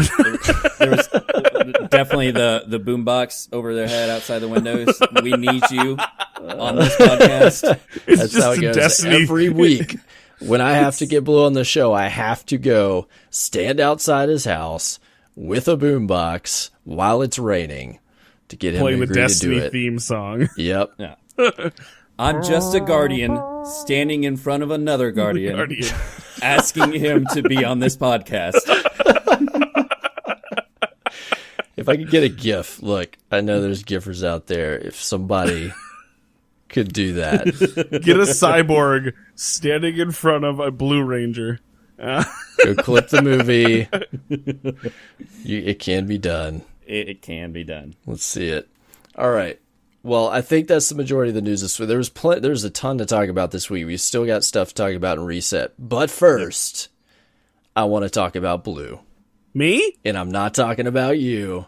I'm talking about Blue Microphones, our sponsor for the show this week. AER0KNIGHT and I, at Destiny Reset Podcast, use Blue Microphone products for our audio. And that is just one of the many mics that Blue creates. That's the Blue Yeti that we use. But did you know they also have headphones? Blue's award-winning products are the driving force behind professional musicians, internet creators, and countless elite gaming teams and Twitch streamers. Their Yeti USB mic is the internet's most popular microphone, and their MoFi and Lola headphones, which is what we use, deliver amazing sound and a really comfortable, personalized fit. I can attest to that. Blue offers everything you need to completely immerse yourself in the ultimate gameplay experience. You can learn more about Blue at bluemic.com. And for our listeners only, if you want to save 20% on their products, we've got a special product code for you just for our listeners.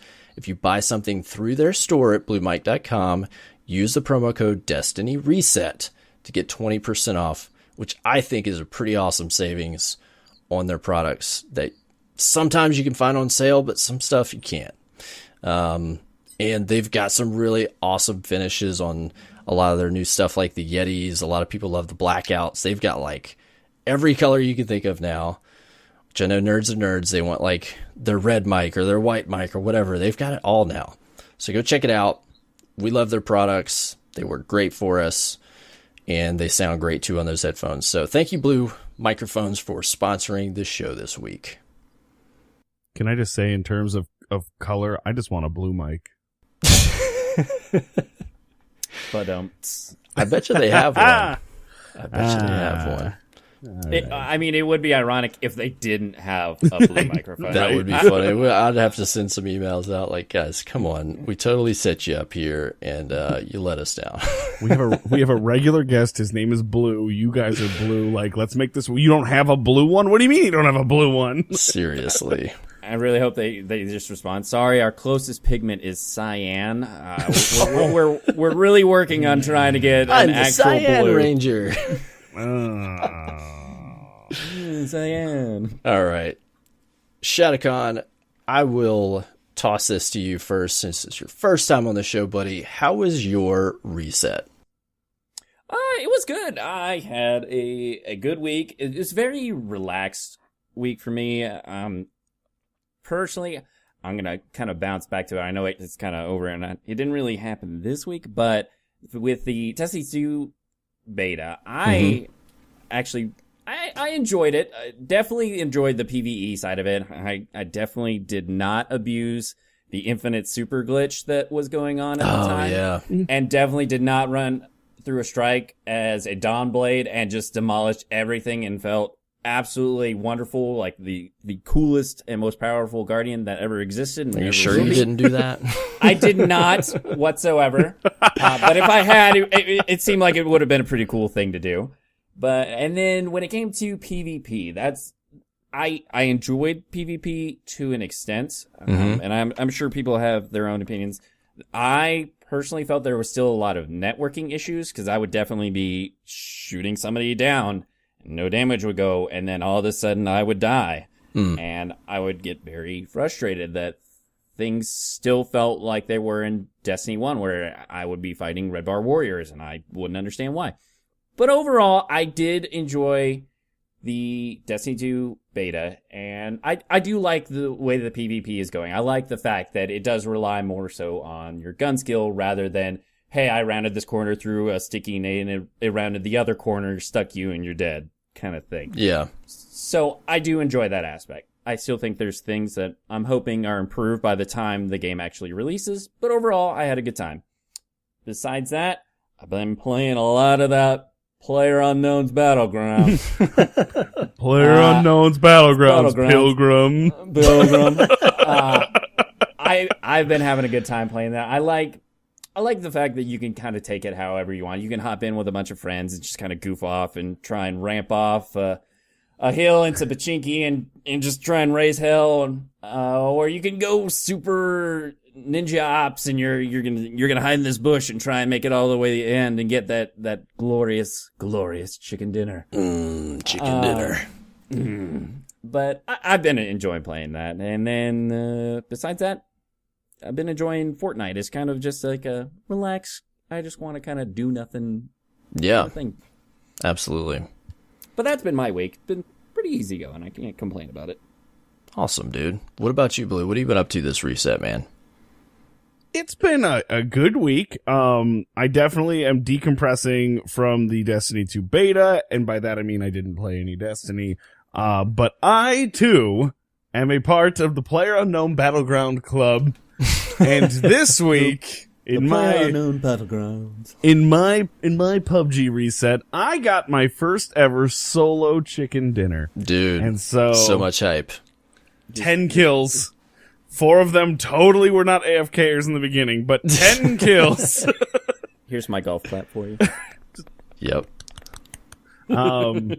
But no, I also into the Fortnite and the surprise entry into the games that I'm enjoying right now, club, is Splatoon 2. Cannot put it down.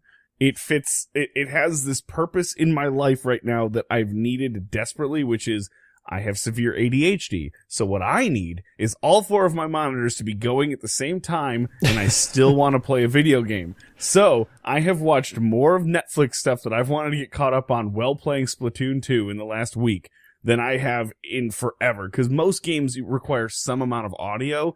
Splatoon 2, nothing. I can just turn the audio right off and watch both Dave Chappelle specials and enjoy every second of it. Nice. It's great. So it has a little niche purpose for me. But those are all the other games that I've been playing. I would like to address something from last week that I actually sent a speak pipe in for this week before I was asked to be on the show again, to kind of follow up on a topic that came up last week, which was after the show last week, I heard a lot of conversations from people on Twitter and in response to the show and in Discord and stuff about how it didn't feel enough, especially the speak pipes on the show, which I didn't actually get to hear until I listened to the show. Little not supposed to tell people that. Insider knowledge. Sorry, my bad. Cut that out. And so my bad. Just kidding. It's totally fine. Yeah, right. I do read them first, so I know what they are, but I didn't get to hear them. And so when I heard them and I and saw these responses on Twitter, people were widely saying that this felt like Destiny 1.5, not because it wasn't different enough or anything, but because it felt too much the same. So maybe it wasn't because it wasn't different enough. But the thing that came to mind that I wanted to remind people is that, especially gamers in our generation, all three of us, what we were used to growing up was when Halo 2 came out, Halo 2 was like mind-numbingly different than Halo 1 in terms of graphical fidelity. It continued this amazing storyline. They mixed it up by offering up a new enemy type that drastically changed not only the gameplay, but the events of the story. And all of this was because they had the capability to do so. And then even more so, I'm just using Halo as an example because Bungie games, Halo 3 being on the 360 versus the original Xbox, and then Reach, which is still a masterpiece in my mind of gaming. All of these things had years of like major steps in development in gaming across the board. When I think back to Metal Gear Solid 1 versus Metal Gear Solid 4, are you kidding me? Oh, yeah. Like, the differences in every single one of those games is so dramatic. And I think now what we need to do, and I don't know if it was you, Cyborg, or someone else that brought this up, but what we need to do now when we're looking at games that are on, the same console they were on before, here in 2017, where you have to remember that games aren't all trying to look hyper-realistic because they still need to have their own style.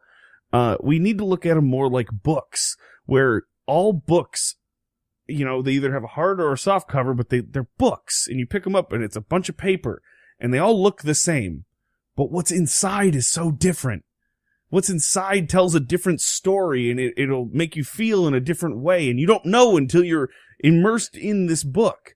So maybe we need to stop and, instead of judging Destiny 2 on not, like, wowing us with, like, realistic graphics, or I don't know what people were looking for.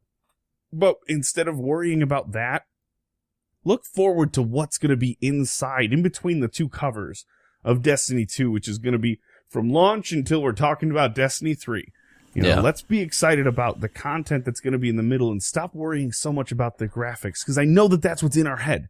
That's what we're thinking about, When Mario 64 came out, we were all like, what is going on, and so, like, that's not going to happen so much anymore, except for some stuff in VR, but this is not a VR game. Right. So I just wanted to kind of bring up again from last week in response to a lot of stuff that I'm excited for Destiny 2 because I love a good narrative. I love a game that plays well, and I love a game that makes me want to keep playing it. I'm not drawn to a game because of how amazing it looks. Undertale was my breakout game of 2016 that I played. That game blew my mind, and you can run it on any laptop you've probably ever owned. So it's just like, let's be excited for what's in the pages and not worry about so much what's on the cover. Yeah. I think you hit a good point, just with the fact that we became a lot more suited to just big leaps and advances in graphical fidelity and 3D modeling and animation, and even the scope of the amount of space that people could use to create games. And those advancements are closely reaching ahead to where, I think we'll always continue to see advancements, but there's a point at which it's like, okay, well, we don't want all our games to be photorealistic. So the advances tend to become more stylistic and more with lighting and better textures and all these things that we see. And also sequels are a lot closer together than they used to be. Even 10 years ago, we would wait like 5 years for a sequel. Now you'll see sequels yearly or every 2 years, or in this case, every 3. So we can't expect them to reinvent the wheel in that time when they're still supporting the existing game, Hey, you want a big jump? Go play Beyond Good and Evil, because the second one's coming out. It's going to look a whole lot different. There you go. Yeah. What do you think, ShadowCawn? I do agree that when it comes to the way that we expect games nowadays is, I feel like a lot of people always, and I guess this is maybe just me, they really hope for that the new game's going to be, I guess to me, completely different, that you want something unique and that each game should be independently different from the first one. But I don't know, I always feel like, especially like with Halo, even though that the new ones came out and there was new elements that they added to, I still always knew that I was playing Halo. Yeah. That it wasn't a completely revised thing, and that it was a new story within that realm. And that's why I feel like some people nowadays expect that when a new game comes out, like, it should be completely different. Whereas, to me, I still want to be within the Destiny universe. I still want it to feel like Destiny. And so, in that regard, I think it's a good thing that it's not something completely off the wall, that they decided, oh, we're going to make this brand new and we're going to introduce this and this and this. I still hope that there's elements where I go, wow, I was not seeing that, or immersive factors that, like, I love the fact that our Guardians starting out don't have light. Like that to me is so exciting as far as going forward, because that's basically what all of Destiny 1 has been, is defining your Guardian with light. You've had these supers, you've had the Traveler always with you. And so I'm looking forward to starting out the thing and not having anything to rely on. That Gaul has come in and said, this crutch that you've had, I'm taking it away. You have to define yourself as a Guardian. What does it mean to be a Guardian without light? And I'm really looking forward to that avenue. And to me, that's an avenue where I go, it's still within Destiny, but man, is it new and exciting for me. Mm-hmm. Can I add some weight to that real quick and just sort of point something out? If you take away the graphical fidelity changes between Halo 1 and Halo 2, you know what the major difference is between the two games? Halo 2 had dual wielding. Yep. There was So listen to what ShadowCawn just said and how super cool that sounds. Like, hey, you know how Destiny 1 was like based on this massive power that you were given and then you took for granted, and now you have to learn to live without it. All this crazy cool stuff that you worded it beautifully. The difference between Halo 1 and Halo 2 was they added brutes and you got to dual wield SMGs. Yep. That was the difference between the two games. And I think that we all just sit back and go, why are these games so similar now? And it's like, because they don't look massively different like they used to. And you can't expect a huge stylistic change. It's like expecting Borderlands 3 to come out and they totally ditch the cell shaded look. Yeah. Right. I mean, the game has to retain its identity. Number one, so it can be its own, have its own personality. But two, you can't, unless you want to spend a lot of needless money, you can't reinvent the entire, look and feel of the way a game is designed graphically every time you put out a new game. I mean, let's go look at Assassin's Creed and how that game looks and how it's looked for nigh on 10 years. And I don't see anybody complaining about that every time they push out a new 1.2 version of the Assassin's Creed. Look at Telltale. Yeah. I mean, Telltale has been using the same engine basically for the last, 10 years. It's now officially like waning and needs to probably be updated, but I love playing Telltale games when I'm just looking to like kick back and enjoy something. And they all look the same. And we're talking everything from Batman to the werewolf in A Wolf Among Us and, the Borderlands one and everything. Like they their look art very style similar. is unique, and it's theirs.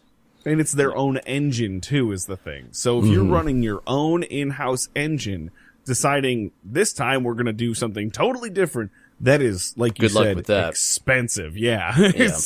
That's a lot of You work. better go start over from scratch, and we'll see you in 5 years, you know?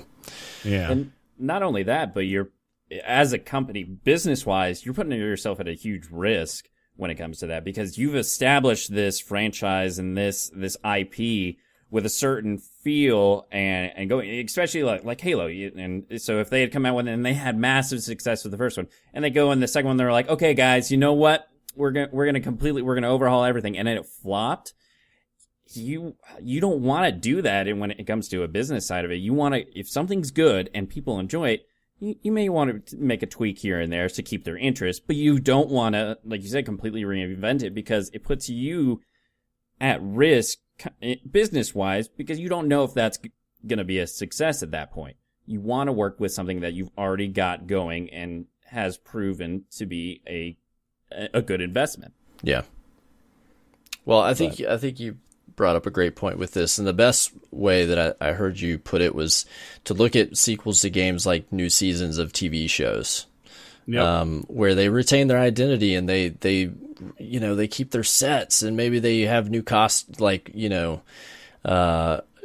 new costumes and wardrobe and new haircuts, but same characters, new adventures, but you can't expect the same leaps and advancements that we used to in previous generations. I can't believe I'm about to use this comparison, but if you use the TV show Friends, one of their seasonal arcs was, hey, look, now Joey and Chandler have the big apartment. Oh boy. Like that was the big change for a whole season was, they lost a bet and now the boys got the nice big apartment. What are they going to do here? This is wacky. Like, oh man. So Sitcoms. The idea that everything would overhaul like crazy. It's like, no, How I Met Your Mother, they sat in the same bar for 7 seasons or 8 or 9. Don't judge me. 9 seasons. 9 seasons. They did it for 9 seasons. They sat in the same bar. So, it's, you just kind of got to be, I don't know, more forgiving and stop expecting them to reinvent the wheel every single game that comes out. Yeah. Now, I do have something that's kind of related to this, and it was kind of briefly touched within the IGN thing. If you guys, it seems like a good point to kind of bring it up when we're talking about it. But the fact that IGN had brought up when somebody had asked whether our characters in our Guardians in Destiny 2 are going to have voices or not. It's been a little bit of a contention throughout the week. And as far as the story development, do you feel that your character, your Guardian, lacking a voice directly impacts your experience within Destiny 2 and how you perceive the game should or shouldn't continue forward narratively and story-wise? On the count of 3, Cyborg, you want to say what we think with yes or no answer? You go ahead. Okay. I don't think they should have a voice. I'm happy with that. I was very pleased to hear that, because to me, in Halo, I'm going to use Halo a lot because it's a Bungie game. But in Halo, I was not Master Chief. Master Chief was Master Chief. I was playing Master Chief's story. In Destiny, I am to become legend. I am the Guardian. It is not Master Chief, it is me, the Blue Ranger. And so, by them slapping a voice on there, because there was a little bit of a voice, wasn't there, in Destiny 1? In Destiny 1, prior to Taken King, our Guardians did have voices. Yep. And it was wholly unforgettable. Wholly forgettable. Wholly unforgettable. Making an argument against myself. No, it was wholly forgettable. Like, it wasn't anybody where it's like, oh man, they better keep, when we went Dinklebot to Nolanbot, man, oh man, it was moving mountains. But when they were just like, hey, there's no voice now, it's like, huh. Like, that was the change to me. I was like, I didn't even really notice until somebody pointed it out to me. So, I'm playing as this character, and although the cutscenes do seem a little funny, but that's what the Ghost is for. The Ghost Nolanbot offers that comedic relief and that exposition to drive the story, And it doesn't bother me that they don't talk because I'm that person. And if they said something that I wouldn't say in that situation, totally breaks my experience. So that's my take on it without, beating a dead horse. Yeah. So, I know ShadowCawn, you're kind of in the middle on this. So without giving away too much, Cyborg. Yeah. So how was your reset? No. Yeah. I was discussing this on Twitter a little bit with people when this went up, and I see there's a few different camps for this, but really two. But I think what I've narrowed it down to, because I even read an article that somebody wrote about this topic, and I think what gets to the bottom of it is a philosophical choice in how you relate to playing this type of game. So for me, I think I see a lot of players that really identify with this is my story, this is my guardian. They even invent backstories and personalities for their guardian and who they choose for that avatar to be. And they really want to feel that agency to not have somebody else's words put into the mouth of their guardian. That seems to be the overwhelming response of those who are okay with this change. And from that perspective, I totally understand.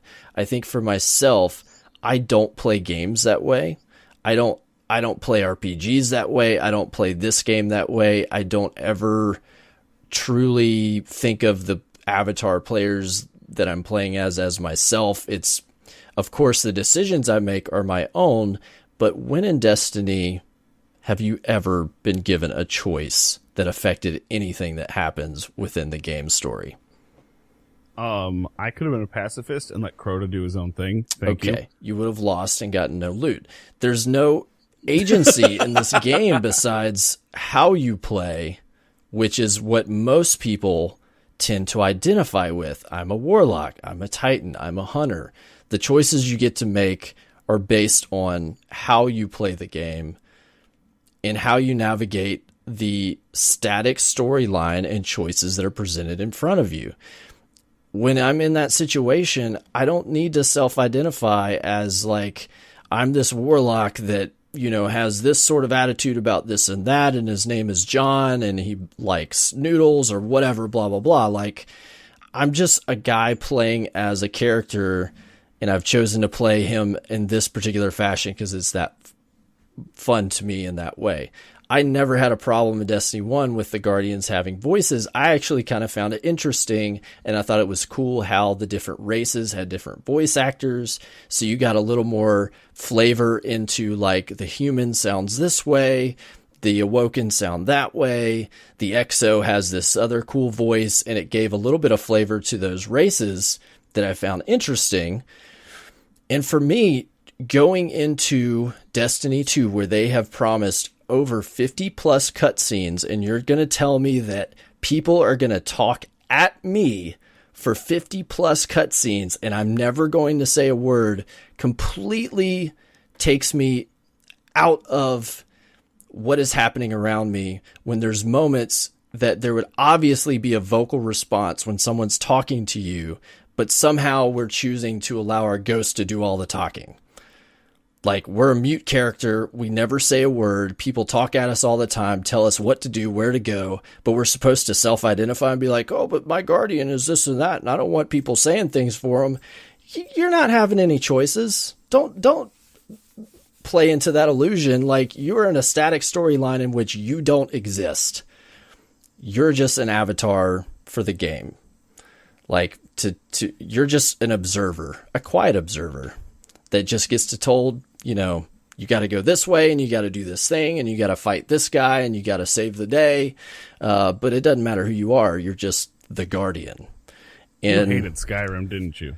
No, I love Skyrim. I played the heck out of Skyrim. But again... Oh, man, your character in that game did a lot of talking, though. You got to choose what to say, though. Yeah, you got to make choices. Oh, that's true. True. Your character didn't verbally say it, but when the prompt, and I kind of think of like when KOTOR, the Knights of the Old Republic, your character never really said anything, but there was dialogue choices that helped shape the way that the story would progress. Or same thing with Fable. You really didn't talk that much, right, but you can make choices that it could push you towards an evil alignment or a good alignment. And in those cases, there were technical limitations why that was the case, because it was economically not feasible for these studios to record hundreds or even thousands of lines of different dialogue for all these different scenarios. I understand why we didn't have a voice there. What I don't understand is why we go from the original iteration of the game, they were happy to record and have 6 different voice actors handle every different interaction so that the story could organically unfold and they didn't have to write around the fact that you never talk.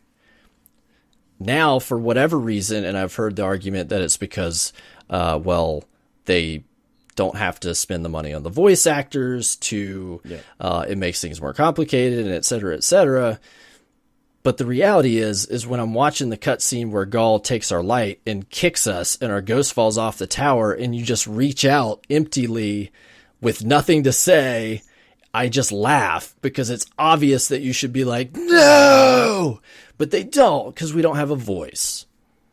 And it's stupid. Well, I mean, you could look at something like Witcher 3. They spent tons and tons of time and money into getting voice actors and getting people to come in to be able to say a lot of the lines that you're able to choose from. And so it exists out there to be able to have the framework where you can have your character make a decision, still be able to voice an opinion that you most connect with or that you identify with, and it still be able to progress the story in a way where it's not going to deviate in a very huge way, but it still allows you to have some sort of control as to how you feel your character should react to that situation. Right. And so the framework exists there, and I think it's an option, but I'll let you finish your thoughts. That's my overall thoughts, and it's not like I'm super angry about it or anything, but I feel like it's something that will definitely be lacking for me as a player, that makes it harder for me to relate to the story, and I feel that they're missing an opportunity to deliver more impact with their story to me as an observer, as a player in the game, by taking that out of the storyline, out of the cutscenes or whatever it is. I mean, they are obviously fine with recording like voices of our guardians dying. They can do that, but why not cutscenes? Like Blue, I think you said it yourself. Like they had voices in vanilla Destiny, but you didn't even notice the difference. So obviously it didn't impact your playing experience in a negative way. No, but you kind of made an argument in favor of what I'm saying right there. Because if I didn't really notice a difference, and maybe some people found it jarring when the Taken King came out, I didn't, because frankly at that point I wasn't playing the game for the story. I don't think a lot of people do, but if you're going to say, it wasn't that noticeable, then why spend the money on it? Why put the time and the money into something that wasn't that noticeable? We could get into a really detailed discussion about the choices made in vanilla Destiny, but yeah, I was about to say there's certain limitations as far as what you can and can't say regarding Destiny 1 if story. I'm looking at Destiny 1 vanilla cutscenes and the stranger shows up and the ghost does all the talking and I don't say a word, it would kind of have been a little strange to me. Literally the only line that I remember from my guardian in Destiny 1 vanilla is when the ghost goes, "Oh, we slayed a gate lord," and he goes, "Ghost." Like, good line. There we go. The thing is, though, he was relatively reserved, the character, the Guardian, but he doesn't have to say much. But I'm not listening to me. Listen to me talk right now on a podcast. He was relatively reserved. Great. That's the person I'm choosing to play in this whole, for another 2,000 hours. Yeah, okay. Well, see, I always think of the little light comment that our Guardian makes towards our ghost when Stranger calls the ghost the little light, and you make a little rebuttal at the end of the cutscene, talking to your ghost about him being a little light. And so I do find there's certain characterization there that will not exist in Destiny 2. They lose opportunities. They have to write around that.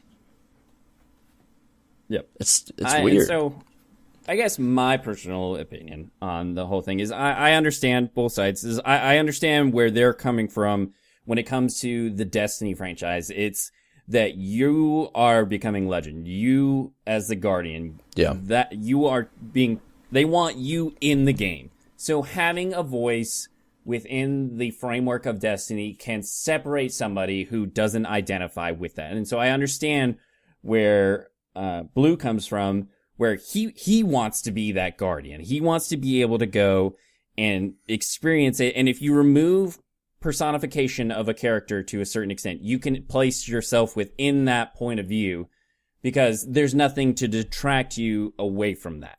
Whereas like Blue was saying, if you don't identify with what they're saying, then it's really not, you can't become that character.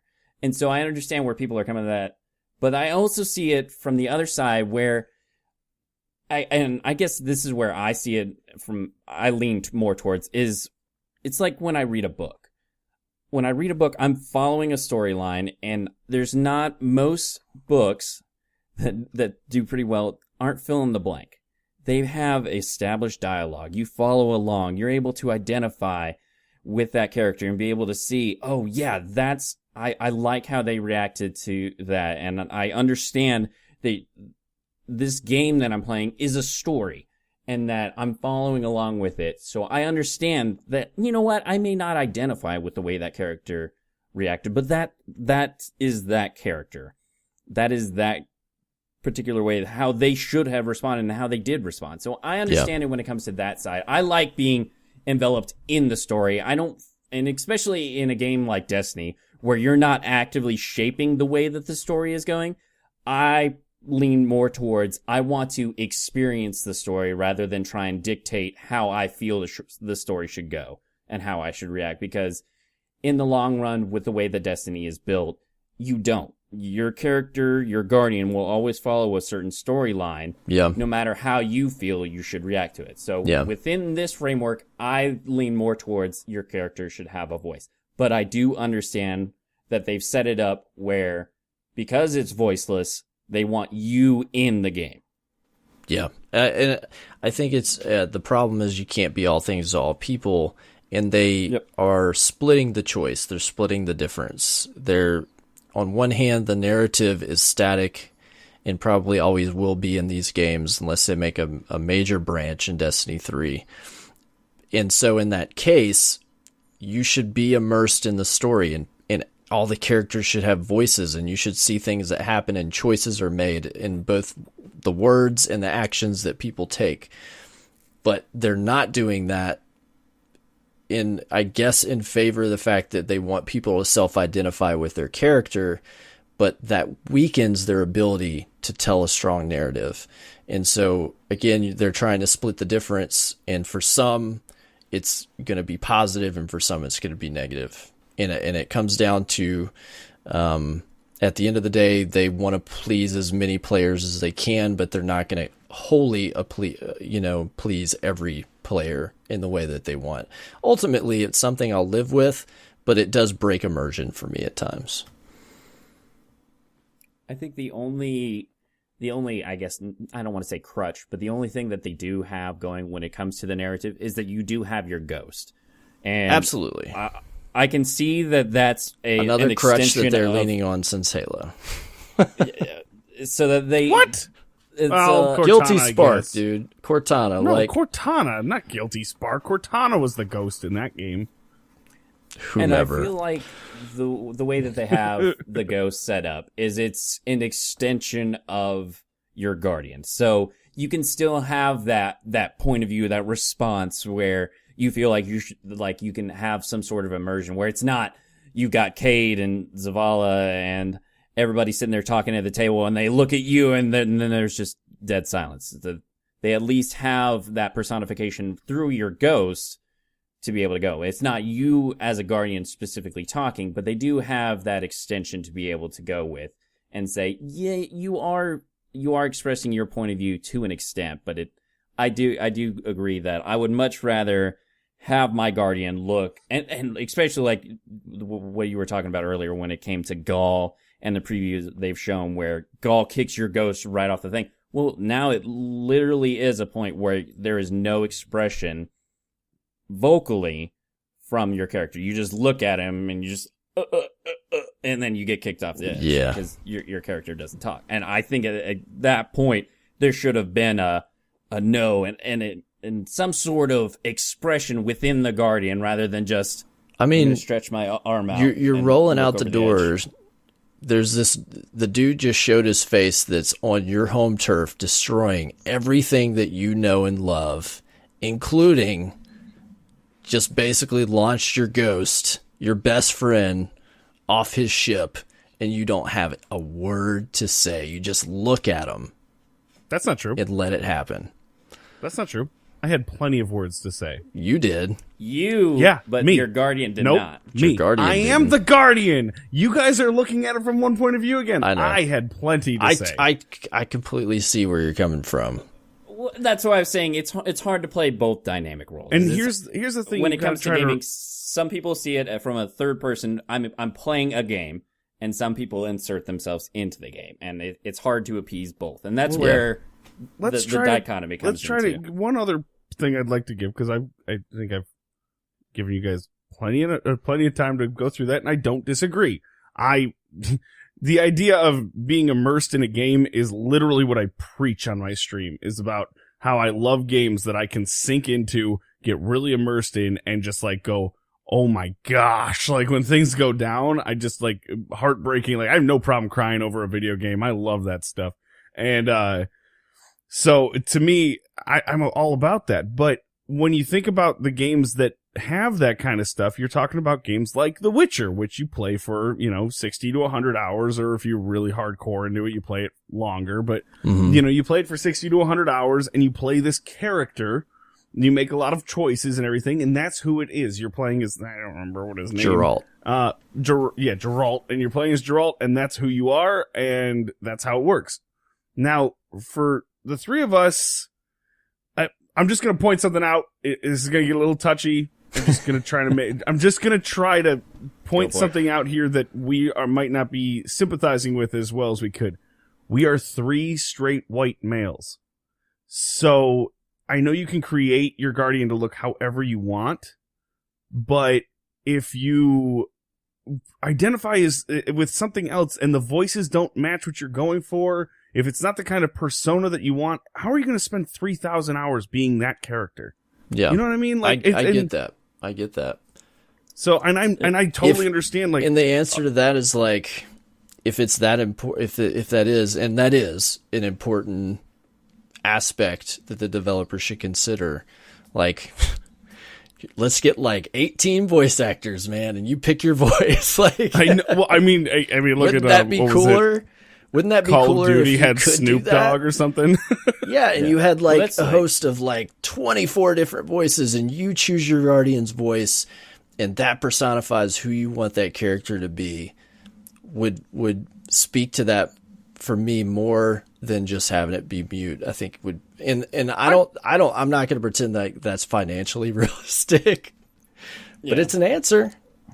Well, no, you're right. The thing is, and this just comes from my point of view, is when it comes to games and seeing, when I think of books, and I can still immerse myself within that world and not be the main protagonist or antagonist of the thing. I think I have a better time empathizing and relating and feeling emotional impact with a story when whomever the main central character is well defined, and there's consequences, and they have reactions, and they make decisions, and I will feel emotional attachment, and I will feel the weight of things that happen to them, the better job they do of acting that character out in its world and fleshing it out for me.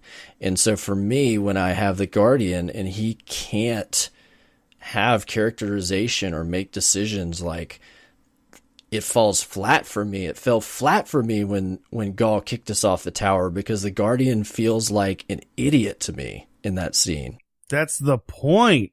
You're supposed to feel powerless, and you're supposed to feel defeated. It wasn't about, that's the thing. I didn't feel powerless or defeated. I felt nothing. When I should feel something. On a side note, when Gaul started talking right there, that was... Isn't that voice actor doing a great job at characterizing that character? Oh my God. Yeah, because when he started talking, I was like, I feel so intimidated by this character right now. He sounds like such a bad dude right now. Yeah, he's the best villain we've ever had. Woo. All right, it was pretty dirty, but that was a side note. But I had to get it out. That's fair. Well, I totally get the different angles to this, and I can't argue with, how you feel about it, Blue, and how you feel about it, ShadowCawn. Like, it's how you relate to the medium. How do you relate to storytelling, and what do you want out of it? And for me, I want more, and that's not going to serve me as well. I'll still enjoy it. I'll still enjoy the story. I enjoy the work they've put into the Ghost and how much they've invested into the scripts and everything. And like, I get a kick out of everything that they put into the Ghost's mouth and the reactions and all that stuff. So there's still that, like, it's consolation for me, but it'll still be fun. It's just not a choice that I would have made if I were in their shoes, but yeah.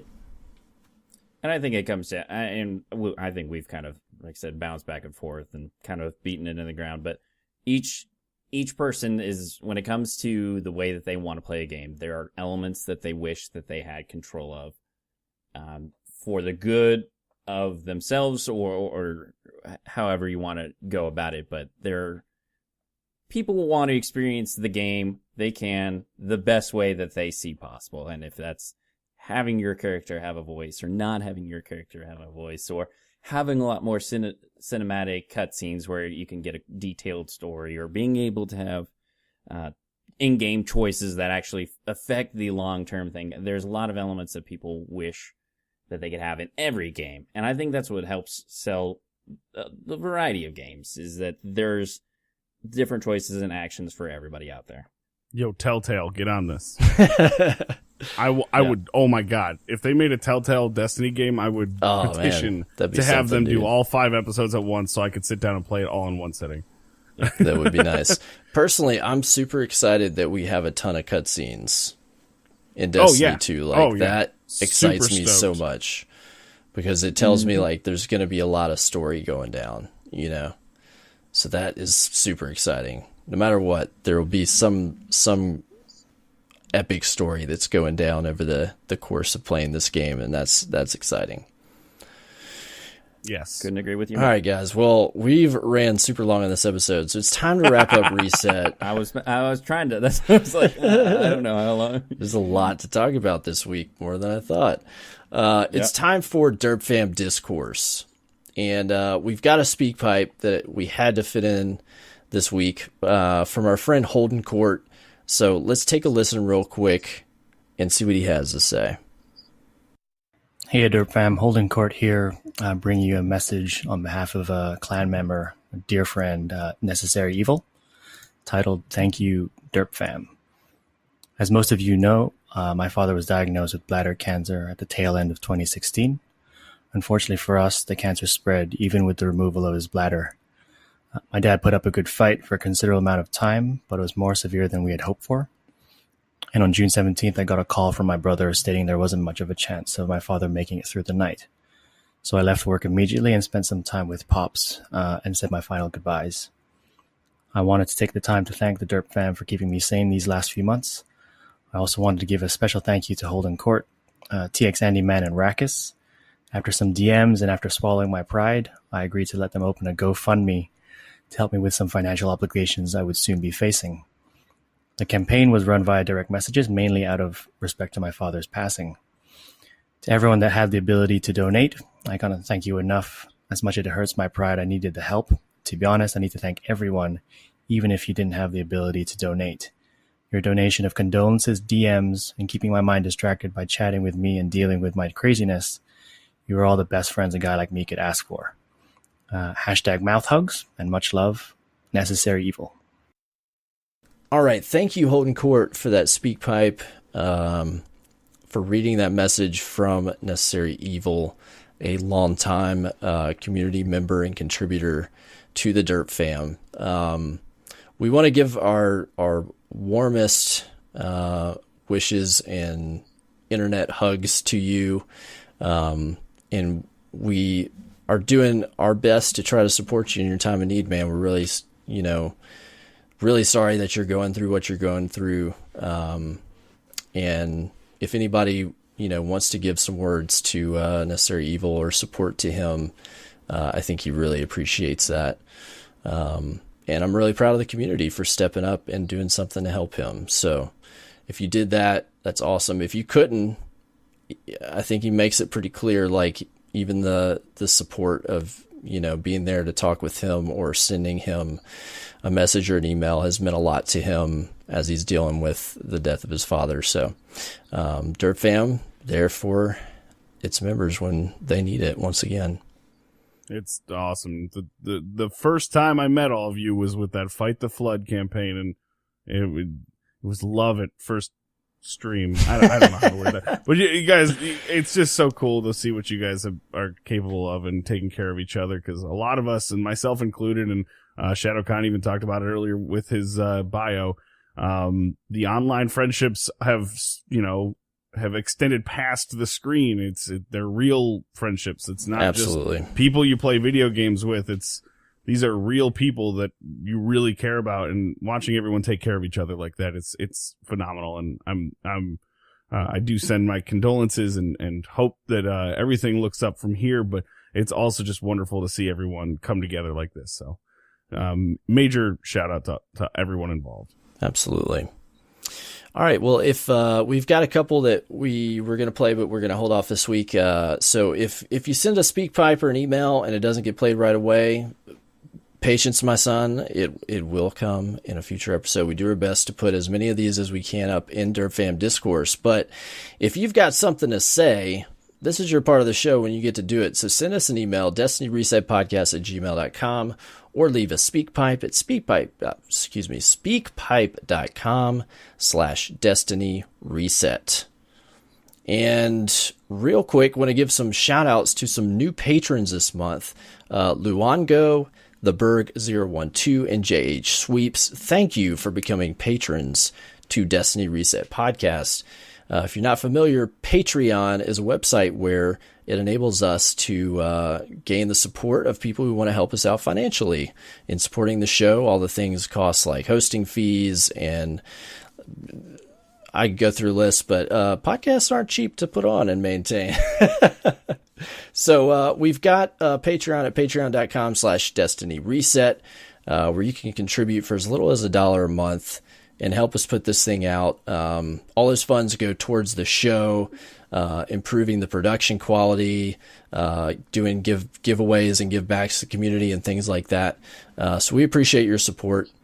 And then let's wrap this thing up, guys. I think we need to call it a night. Absolutely. All right. ShadowCawn, tell everybody listening where they can find you, man.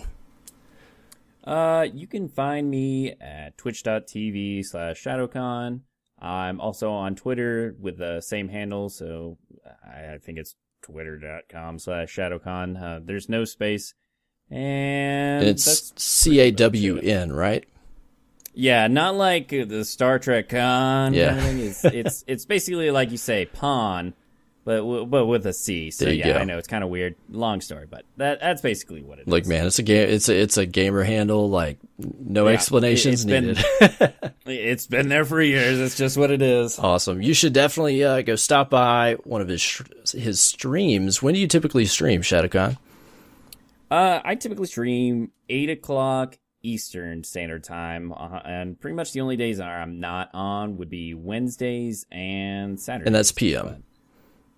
PM, Yes. yes. I'm not that much of an early bird. I've got a job that I got to go to, so I wish sometimes that I could just get up and play games and stream, but now I hear you there, 8 buddy. o'clock Eastern at night. Well, thanks again for joining us on the show, man. I very much appreciated your feedback and opinion on all the things we talked about. We'll be sure to have you on when AER0KNIGHT's here so he can get to know you as well.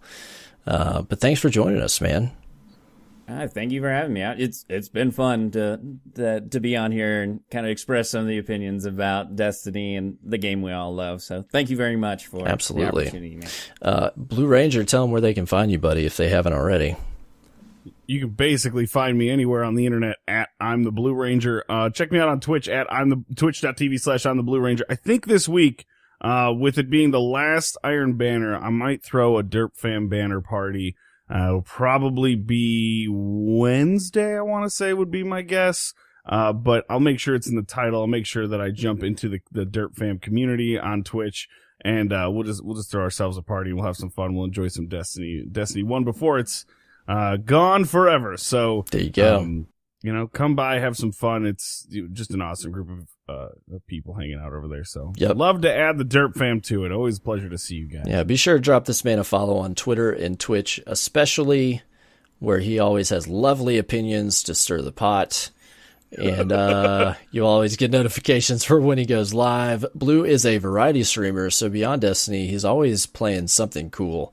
I don't always get to catch your streams, but anytime you're always playing a new game or something I haven't seen, so it's always enjoyable to watch you play. I try to keep it lively. And we've been doing movie nights, which are not connected to Twitch, but that's where we kind of plan them out. So if you want to hang out, watch some movies with some friends on the internet, we're putting those together, and I'm definitely bringing them back. My stream, if anyone's listening, they're like, we haven't done one in forever. He's bringing them back. Oh, gosh. Yes, we are. So. All right. And then you can find our co-host Missing in Action, AER0KNIGHT, on Twitter at the AER0KNIGHT and twitch.tv/AER0KNIGHT. That's with a 0. And then you can find me at CyborgSasquatch on Twitter and Twitch, where I am streaming definitely Tuesday nights and Saturday nights, oftentimes Wednesday nights as well, where we're doing basically it's a co-op theme. So whatever I'm playing with other people in a cooperative experience, whether it's PvP or PvE. That's kind of the theme of Wednesdays when I can make that work. Probably be playing a good amount of Iron Banner this week.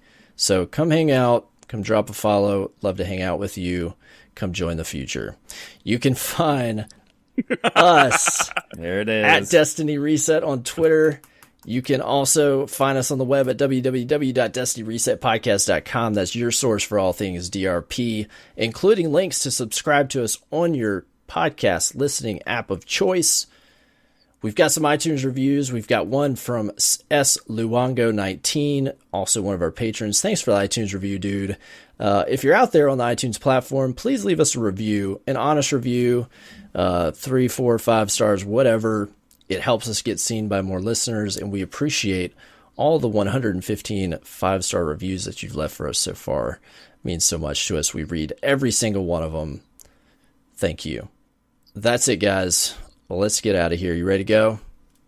I'm ready to watch Game of Thrones. Let's do it. I'm going to go to bed because once again, 2 weeks in a row. Yeah. Anyway. You'll live. Yeah, I gotta be Until up. next week, have fun playing Destiny and take care, Guardians. Seriously, man. You said 1 hour. You said 1 hour. Here we are. I'm looking You at should a timestamp. understand dirt Oh. time by now is compounded twice.